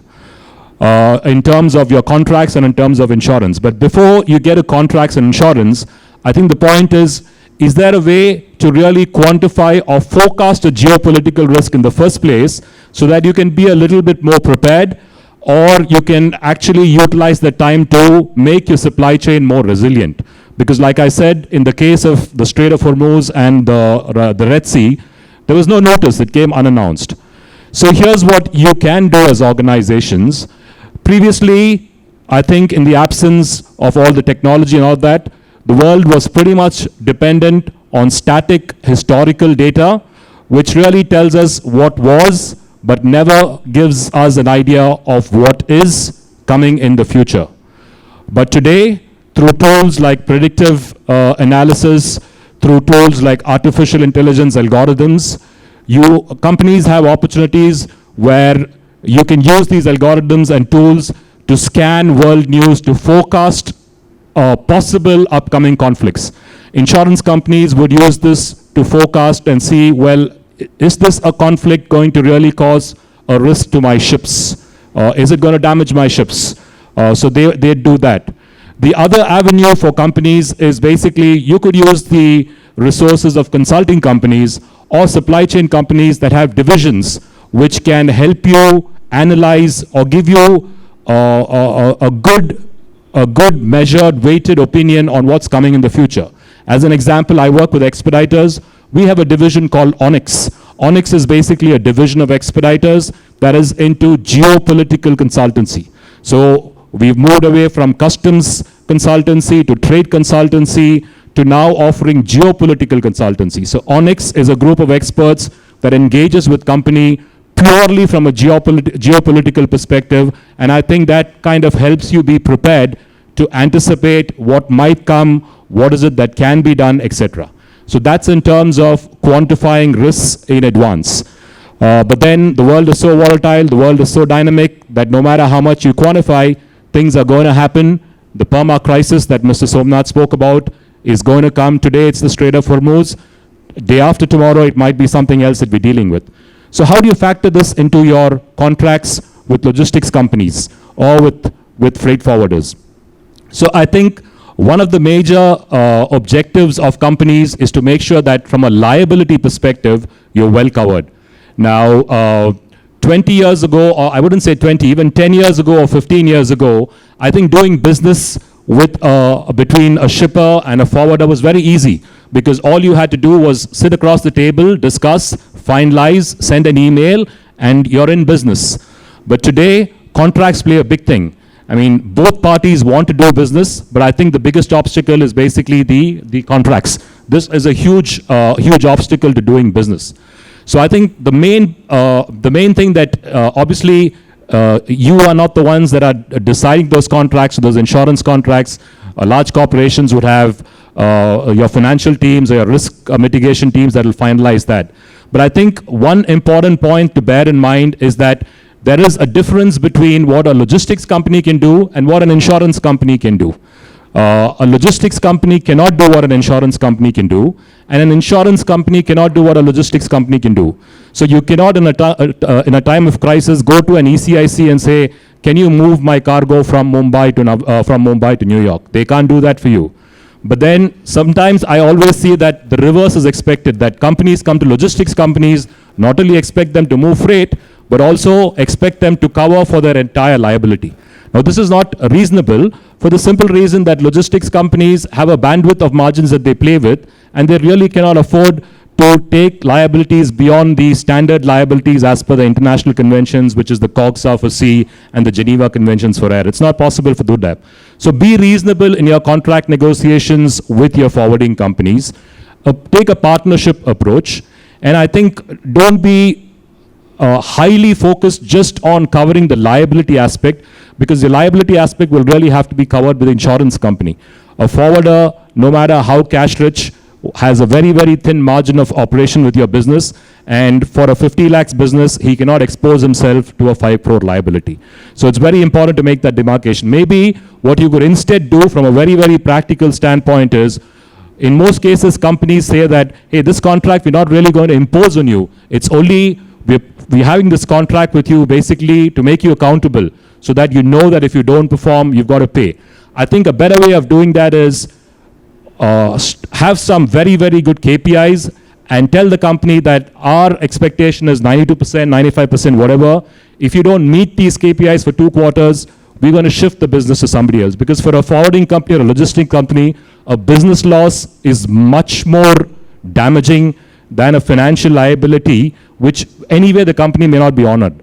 The other thing that I do want you to pay attention when negotiating contracts is, one of the challenges that I face with the company that I represent is that you're very, very stringent. You're not flexible. 10 of your competitors have come in and signed contracts just like that. Why are you like this?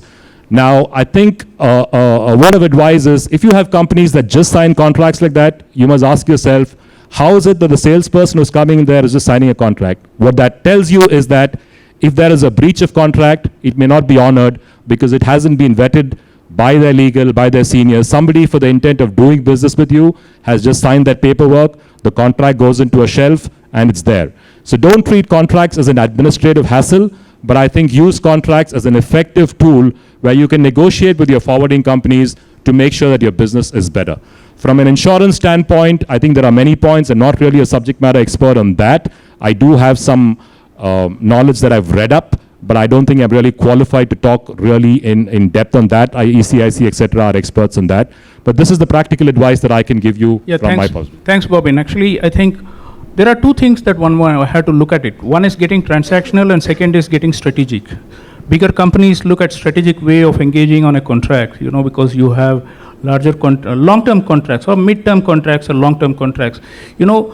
Typically a forwarding company, NVOCC, what you're talking about, they operate on a very transactional basis.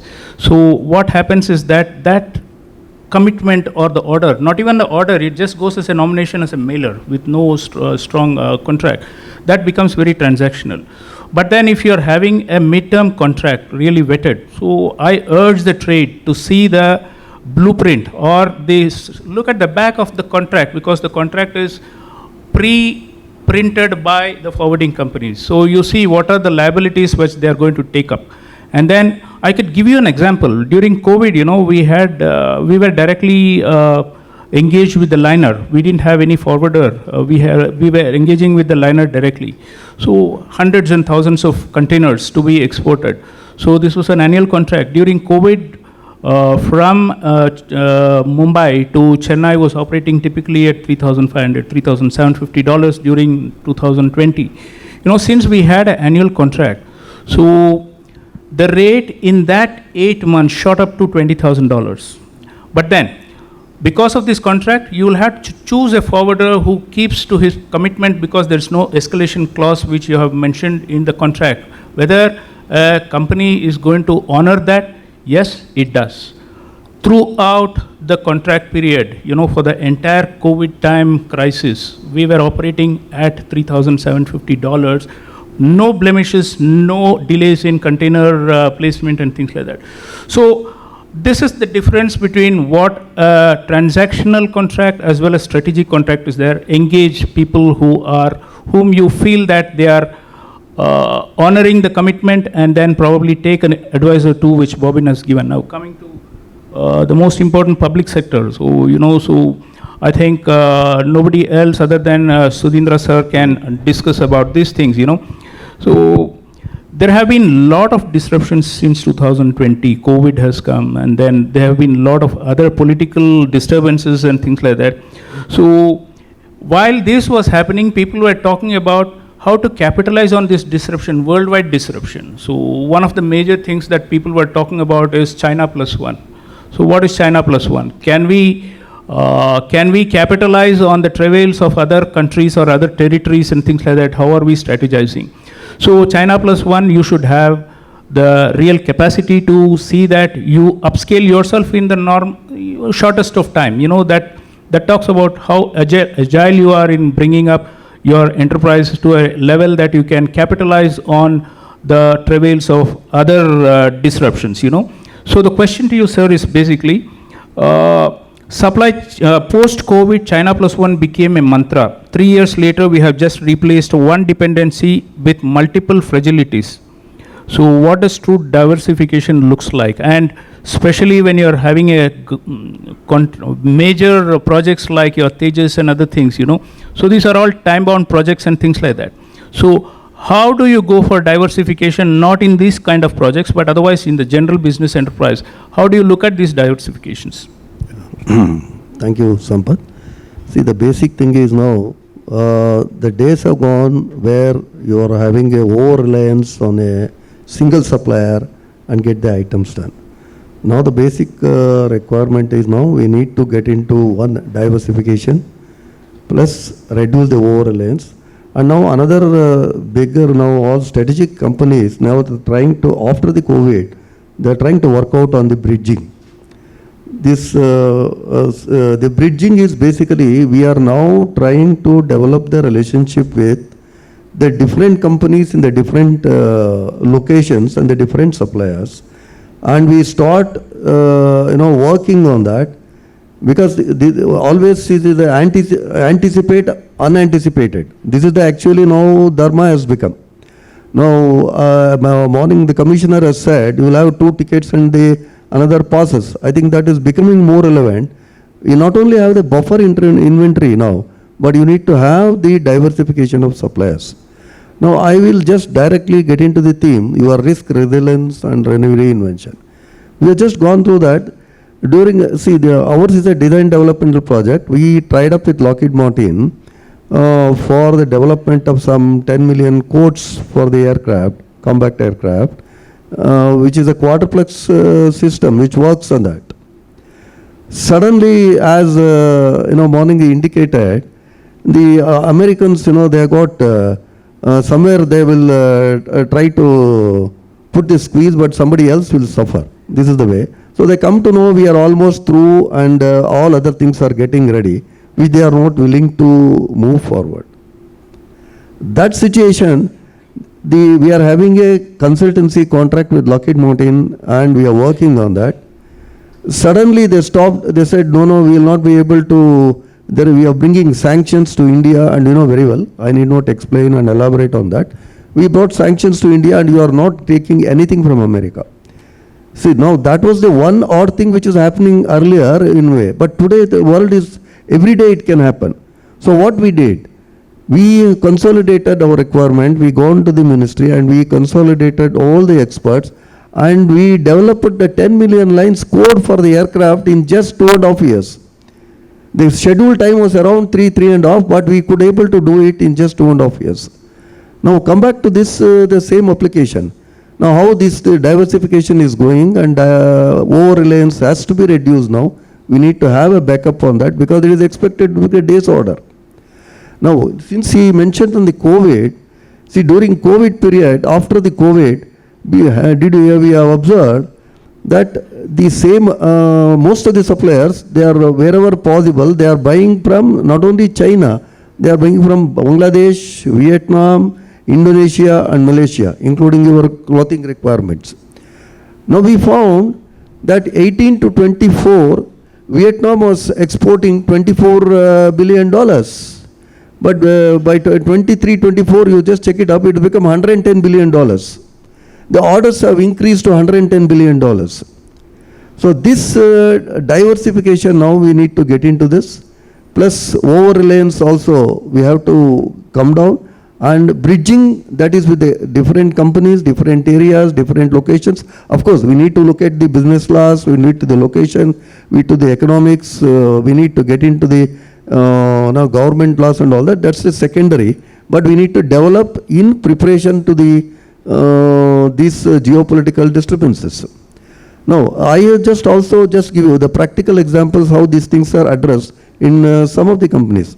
Many of this is you are aware.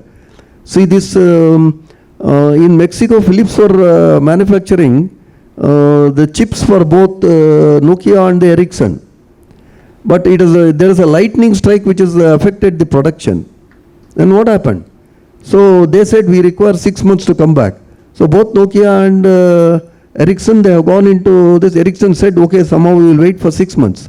But Nokia did alternative things and he developed the chips and he captured the market. 400% is increased and 20 to 30% of his revenue also increased. This is one example. How? Because this also get into your definition of reinvention. Now I will also give you another example because these are all the practical things which has happened running, so which will boost your morale and also make you to out of box thinking. Tata Steel, they are getting butane for the gas, blast furnace requirement. Suddenly there is a shortage of propane and it's not possible to run the blast furnace. Then what happened? See, they have, there is a reinvention within the factory because there are two things. One is the external factory, external disturbances is the government need to address, but within the factory, if we reinvent, many things can do it. So there are the carbonization plant, they are converting coal to coke. During this stage, the byproduct developed is, this is a coke even gas. Now, the company took a decision, we need to, instead of attending the shortage, let us get into this coke oven gas and then we put into the blast furnace. So they found it is one is reduced cost, then the resilience is there, so the production is not stopped. After all, what is the resilience? The adversary you have to affect comfortably without any loss of production. So the issue has been addressed. The same thing is Toyota also. I think maybe be aware, there is a engine supply was delayed. Some then they got the natural gas and fuel gas, they developed a new engine. Now why I have given this example is there are possibilities when we think of out and box thinking. One is the reinvention can be done inside. Secondly, the outer global market risk we need to calculate, but we need to develop and prepare for the future disturbances or obstructions. I think this is one of the ways we need to address these issues, this kind of circumstances. Yeah, well said, sir. Actually, I think we rewind. One is the prediction. He was saying that he had a 18-month inventory taken, so one of that. And then second thing about AI, and third thing is diversification. I would give you one example. In the whole piece, we are talking about what agility is all about. What is an agility? So COVID, again, we go back to COVID because it has given so many examples, learning lessons for us all, entire world we have taken. Raymond, for instance, we are in the business of stitching only suits, men's formals, not even women. So then we are employing around 12,000 people across Bangalore and around Bangalore. So now when the COVID hit, it's a low margin business. So we'll have to have a cash flow running because exports have to happen because 95% of the produce is on exports. Now production stops and we are running on a thin inventory. So production stopped because government gave an order that you cannot run a factory almost, almost for 2 months we were not allowed to run the factory around that time and nobody was allowed to get out of the house. So we have a social responsibility of feeding the laborers, operators, and also because people at a higher hierarchy can take a salary cut or whatever it is. Look at the marginalized people who have. So unless you have a cash flow, you cannot pay their wages. So one day Saturday I was just looking at our internet. I have the bad habit of browsing internet, government sites and things like that. So what we notice is that government wants this coveralls, aprons and things like that for the medical staff. So that was one thing that, and then we found out that this is not having an exemption of closure of factories. So how agile you are. So we were the first in Bangalore to restart manufacturing, whereas other people were having about 1.5 months of layover in the factory within 15 days. We were the first in Bangalore to start the manufacture because we are in stitching business. So capitalize on what strengths you have. Be agile in business to see how innovatively you can out-of-box thinking. Mr. Sudhindra was talking about out-of-box thinking. These are certain factors which come into play while hedging also is a smart business, because not everybody specializes on that. So these are certain takeaways where, we can see that we can, in the current, I think this is not going to be the disruption which is going to be stopped in maybe another 1 or 2 months. I think something else may come in. So how agile we are in building our internal process. There's a difference between risk aversion and risk management. So risk averse, you cannot be risk averse today. So what happens is that normally they say that necessity is the mother of all inventions, but then we are not in the case of necessity. Inventions happen during necessities, but then we are facing adversities. So we'll have to be, so when they say necessity is the mother of all inventions, adversity is the father of all reinventions. So we need to see how agile we are, how we are able to build in sustainability in our business. One more thing I'm coming to, most important thing is the ESG piece. I think we have another 15 minutes, so we can discuss about ESG and a few other things. This is to Mr. Somnath. Global trade increasingly demands ESG compliance, especially in the EU in the forefront. The industries in India are catching up with the increased compliance. Our industry is catching up with the increased compliances. Okay, now, as far as the apparel industry is concerned, EU is going very strong. Not even apparel industry, any industry for that matter, EU is going very strong on ESG compliances, environmental compliances and things like that. Can you imagine? There's going to be a visa for every garment which is going into EU from September 27. It is called Digital Product Passport, which means that any garment which enters the territory of EU, you have to give full visibility on the barcode attached to the garment, which means that will give the entire history of where it is manufactured, how sustainability is manufactured, sustainability is being manufactured.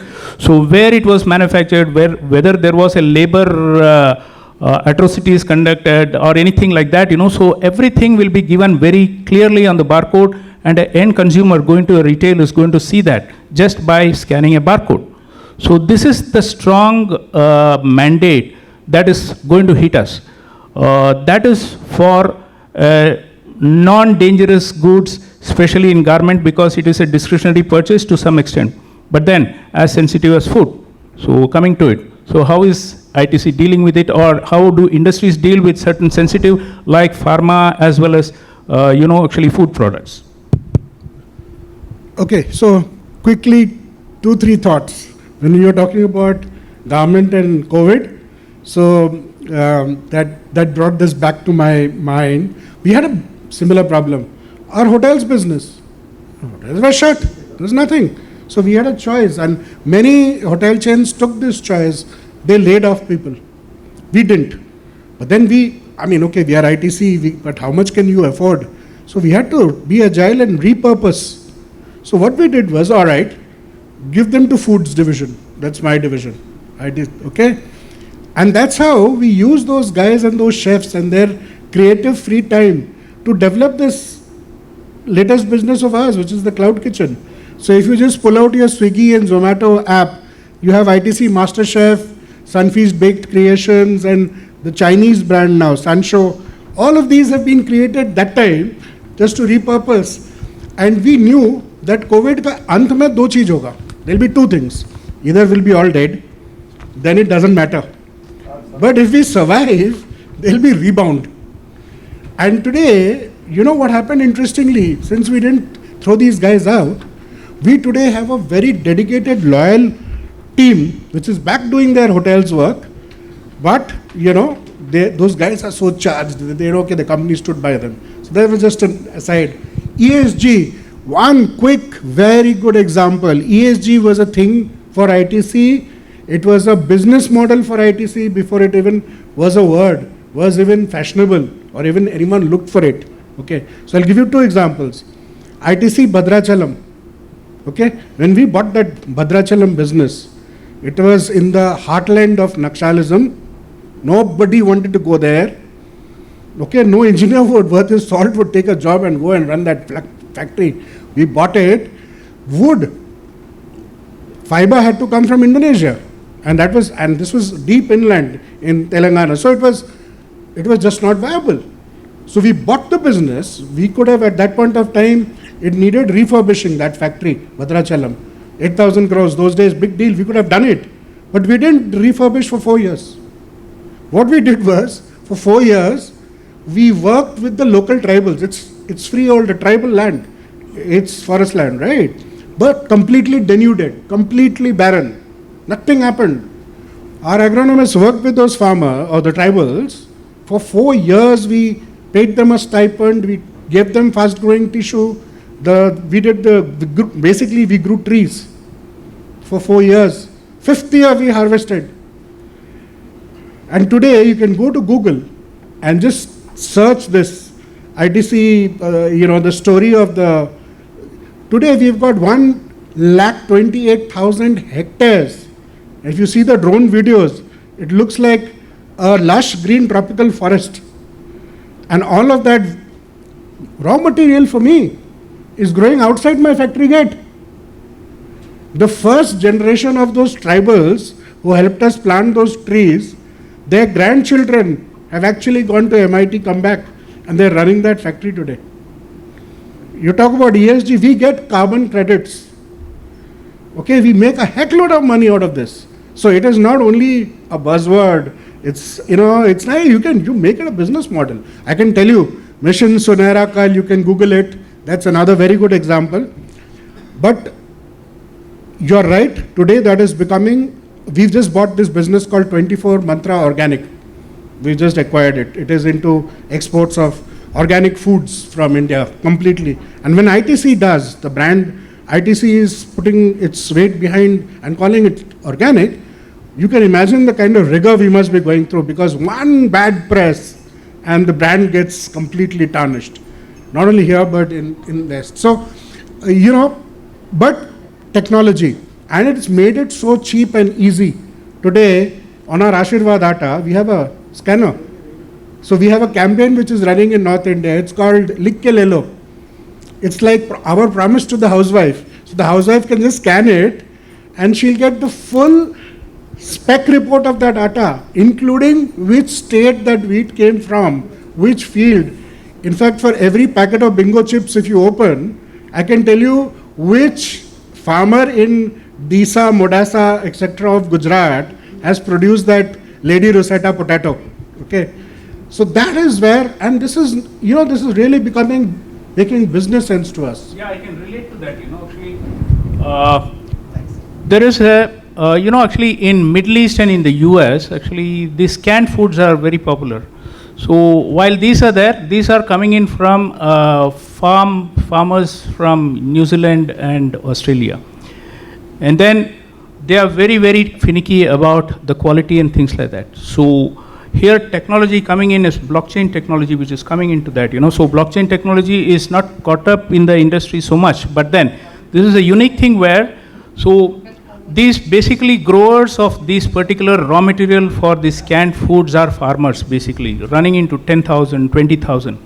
So this is a unique thing where these particular people are connected through agencies there, and then they are connected on blockchain. And then a guy sitting in the retail store there, or even a consumer sitting in there, is able to monitor. It has been facilitated by a technology from Singapore's, I think CBS or something, I don't know, UBS or CBS. So they have facilitated this blockchain technology where across the globe you have a traceability established. So world is moving towards that. So now coming to it, actually, volatile world. Yeah, ESG, yeah. ESG actually will be one of the major market access conditions going forward in the developed world. Like sir said, you will have a digital passport on every garment. European Union couple of months back adopted carbon border adjusted mechanism, and we also have a free trade agreement in the month of January with the European Union. But if we don't follow the sustainability practices, we will have a penal clause in that. Plus other countries who are supplying to European Union will get advantage over us. ESG might eat into your profit margins as a MSME, because I believe very thin margins we operate in. But in terms of credibility, it will win you a long-term partner in developed markets. Plus sustainability is not just for everybody, it is for our own country also. The environment gets better. There are various initiatives taken by government for sustainable, like in power generation, you can have a solar captive power generation plant under PM Kusum. So a lot of initiatives. You can do water harvesting, you can do water treatment plants. By that you can show that you are sustainable and compliant with ESG norms. Small effort now will yield big results in the future. Yeah, now actually the last question, because of paucity of time, we need to open the forum for questions also, again to Mr. Roshi. Risk aversion, you says that, risk aversion says that no risk, actually safest bet is not no bet. It is hedged bet, which means that actually you cannot have the safest of thing in everything. So how do you hedge your bet? And in terms of that, a lesson or two for the MSME sectors, for the banking, financing and forex hedging tools that you had already covered, but some more insights for MSME to go into this thing and how they have to look at when to hedge, when not to hedge. That's a practical suggestion that they can have from these. I think nothing comes free in this life, not even risk, right? And as businessmen, because we are salaried, our risk is held in terms of salary. But I appreciate the businessmen who are running the businesses, running for years and decades. My salute to all of you. You have taken a vision which goes 5 years, 10 years hence. Now how do you hedge your bets in such a volatile environment? Again, I'll come to that. Make yourself aware of the currency volatility in the market. There are various instruments available like letter of credit. You can, in the uncertain times, whether your payment will come, somebody over here posted out, but the payment will not come, we'll do the insurance for that. But you can also have a letter of credit to insure yourself against the payment risk. There is another thing called confirmation of LC. You can get a confirmation of LC, that way you are further reducing your country risk and the bank risk. Not just SBI, across all of the public sector banks and all big banks in India have branches overseas. So getting a confirmation LC is not a big task. Forwards, I've already told you. But since you are in a business of risk, developing new things, selling, running a company, as an exporters, you should average out your risk rather than waiting for and remaining unhedged. Confirmation of LC, actually one thing I wanted to give some gyan on that, because we have faced this. So let us say that you are exporting to African country, let us say you are exporting to some least developed country where the banking system is not so mature. So what happens is that, what is an LC? LC is a bank's confirmation or bank's guarantee to give you money. If the bank itself is not so reputable, how do you do that? But it's quite expensive. Confirmation is quite expensive from reputed banks. Better to have little margin paid than losing it all. Yeah, that's right. So it's a part of risk insurance that you take. My last question, just about 2 minutes to Mr. Bobbin. So for India, which is bigger opportunity for global chain rewiring, becoming the factory of West or warehousing global South, warehousing to the global South, So if you can throw some light on that, because we are talking about being the manufacturing hub of the world. So we are also going strong on creating warehousing capacities. So between the two, which is most sought after, and how the landscape is looking like as a logistician for you? Yeah, I think factory of the West or the warehouse of the global South, both are opportunities. Both are really opportunities depending on the domain that you are in. But I think from your point of view, right? What you need to bear in mind is that, okay, we are all talking about the China +1 strategy. India is getting a good share of that. We also have competition from our Southeast Asian other countries. But I think the important thing is that right now the China +1 shift is happening basically because we are able to offer manufacturing at a low cost. But I was listening to a podcast and they said that they were comparing the story of Malaysia to the risk of the story of India. So Malaysia years ago was the low-cost manufacturing hub. A lot of American companies went to Malaysia. But the risk is you will lose the advantage of being the manufacturing hub as soon as somebody else becomes cheaper than you. As soon as another country becomes cheaper than you, all of these foreign investments or countries that came in are not going to solicit you because of goodwill or whatever. As long as you're not the cheapest, you're going to lose business to somebody else. So for you as a company, right, I think it's always important. That podcast was really explaining the difference between Malaysia and South Korea. Now, South Korea, at some point of time, like Samsung today known as the Republic, instead of the Republic of Korea, it's called the Republic of Samsung in Korea. Years ago, they were basically manufacturing televisions from parts imported from Japan. Today, Samsung has moved up the value chain. They're not more into manufacturing. They're basically more into innovation. So today, the Apple iPhones are running on Samsung screens.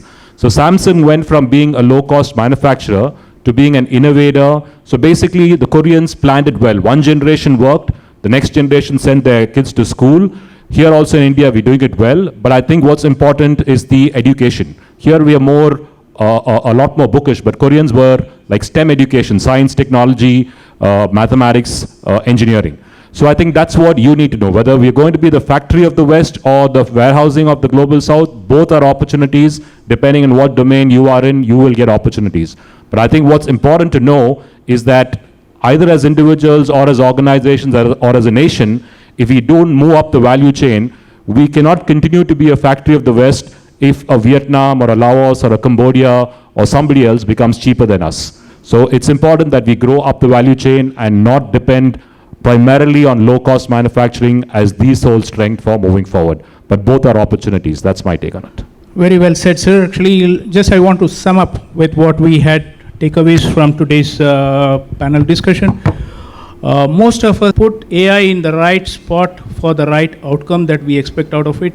Don't go by the fancy of using AI. We talk about a lot about Industry 4.0, even Industry 5.0 is all spoken about today. So people should not go with the fancy words of that. Please stay grounded And then while staying grounded, you see the utilities where all niche corners that you can utilize the technology in order that we stay resilient and agility. With that, we close the session. And thank you very much, gentlemen, for the very insightful session that we have had. Hope you all had some takeaways from these sessions. Thank you very much, sirs.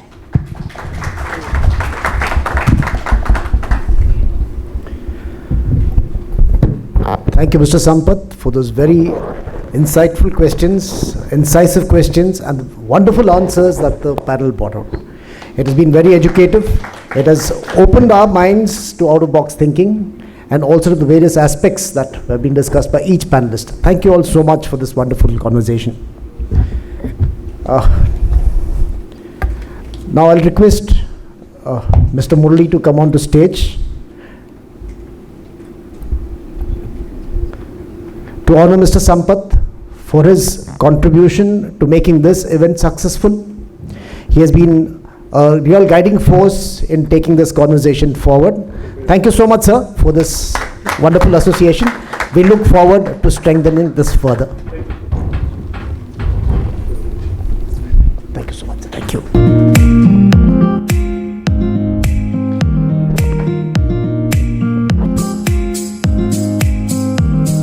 Thank you so much, Mr. Murali. So I'll request Mr. Karunakaran to come on the stage and honor Mr. Somnath Chatterjee, the Executive Vice President of ITC. Despite his very hectic schedule, so very kindly consented to be a part of this conversation and share his thoughts. Thank you so much, sir, for your wonderful support. I'll request Mr. Krishna Kumar to come on stage, please. Mr. Prakash.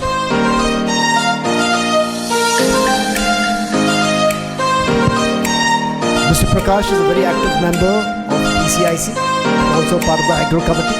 I'd like him to hand over a memento to Mr. Jobin. So, Jobin, thank you so much. Bobbin, sorry. Thank you so much, Mr. Bobbin, for your wonderful insights.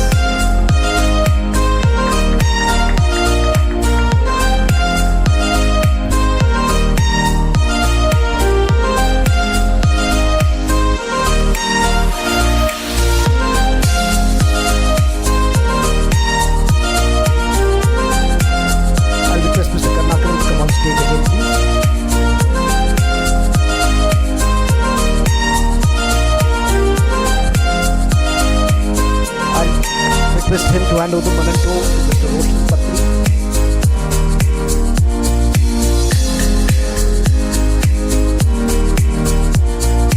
Thank you so much, Mr. Roshan.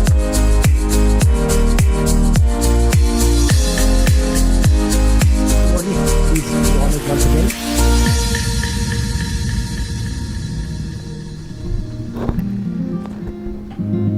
I really got the wholehearted support again from Mr. Sudhindra from Indian Institute of Material Management. He's been very supportive of the idea and came out with brilliant suggestions.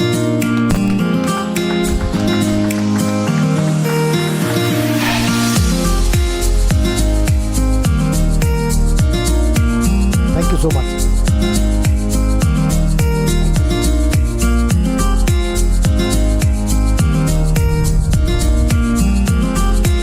Have a group photograph.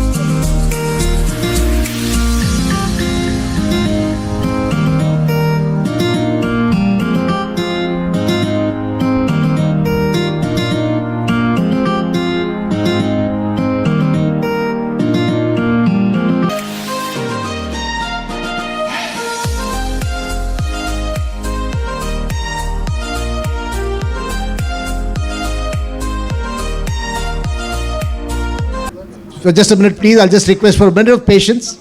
I know we all stretched you beyond your... I'd like to start off by thanking the BESCOM for testing our resilience. And Mr. Kotraswamy, the Commissioner of Central Tax. He has been very generous in accepting our invitation and making time from his busy schedule to come over here. The speakers of the event, Mrs. Shiv Shankari Murugan, thank you so much, ma'am. Prince Mehra, Deputy Manager, Exim Bank, thank you so much. Mr. Gauri Shankar from Gauri Shankar Associates, thank you so much, sir, for the very wonderful conversation. Mr. Sampath for being an excellent guide, the mentor in making this event a success. Mr. Somnath Chatterjee for coming over and giving his thoughts on how to think out of the box and make opportunities out of whatever problems one is facing. Mr. Roshan Pantri, Mr. Bobin John, and Mr. Sudhindra for the wonderful conversations that they made. Mr. Karnakar, the Chairman of Bangalore Chapter of Indian Institute of Material Management, for his continuous support and guidance. Mr. P.M. Bidappa, who's not here today, the National President of Indian Institute of Material Management, was instrumental in making this happen. The Chair and Co-Chair of the International Business Committee of BCIC. All members of the BCIC who have taken time off on the busy schedule to be a part of this conversation. Holiday Inn for the wonderful hospitality, and all vendors who have supported us in this event, the AV setup, the backdrop, the stage, the photography. The staff of Indian Institute of Material Management, thank you so much. And the staff of BCIC, especially Preeti, who put in a lot of effort to make this happen. A big round of applause for her. And last but not the least, the President of the United States, without whose help we wouldn't have assembled here. Thank you so much.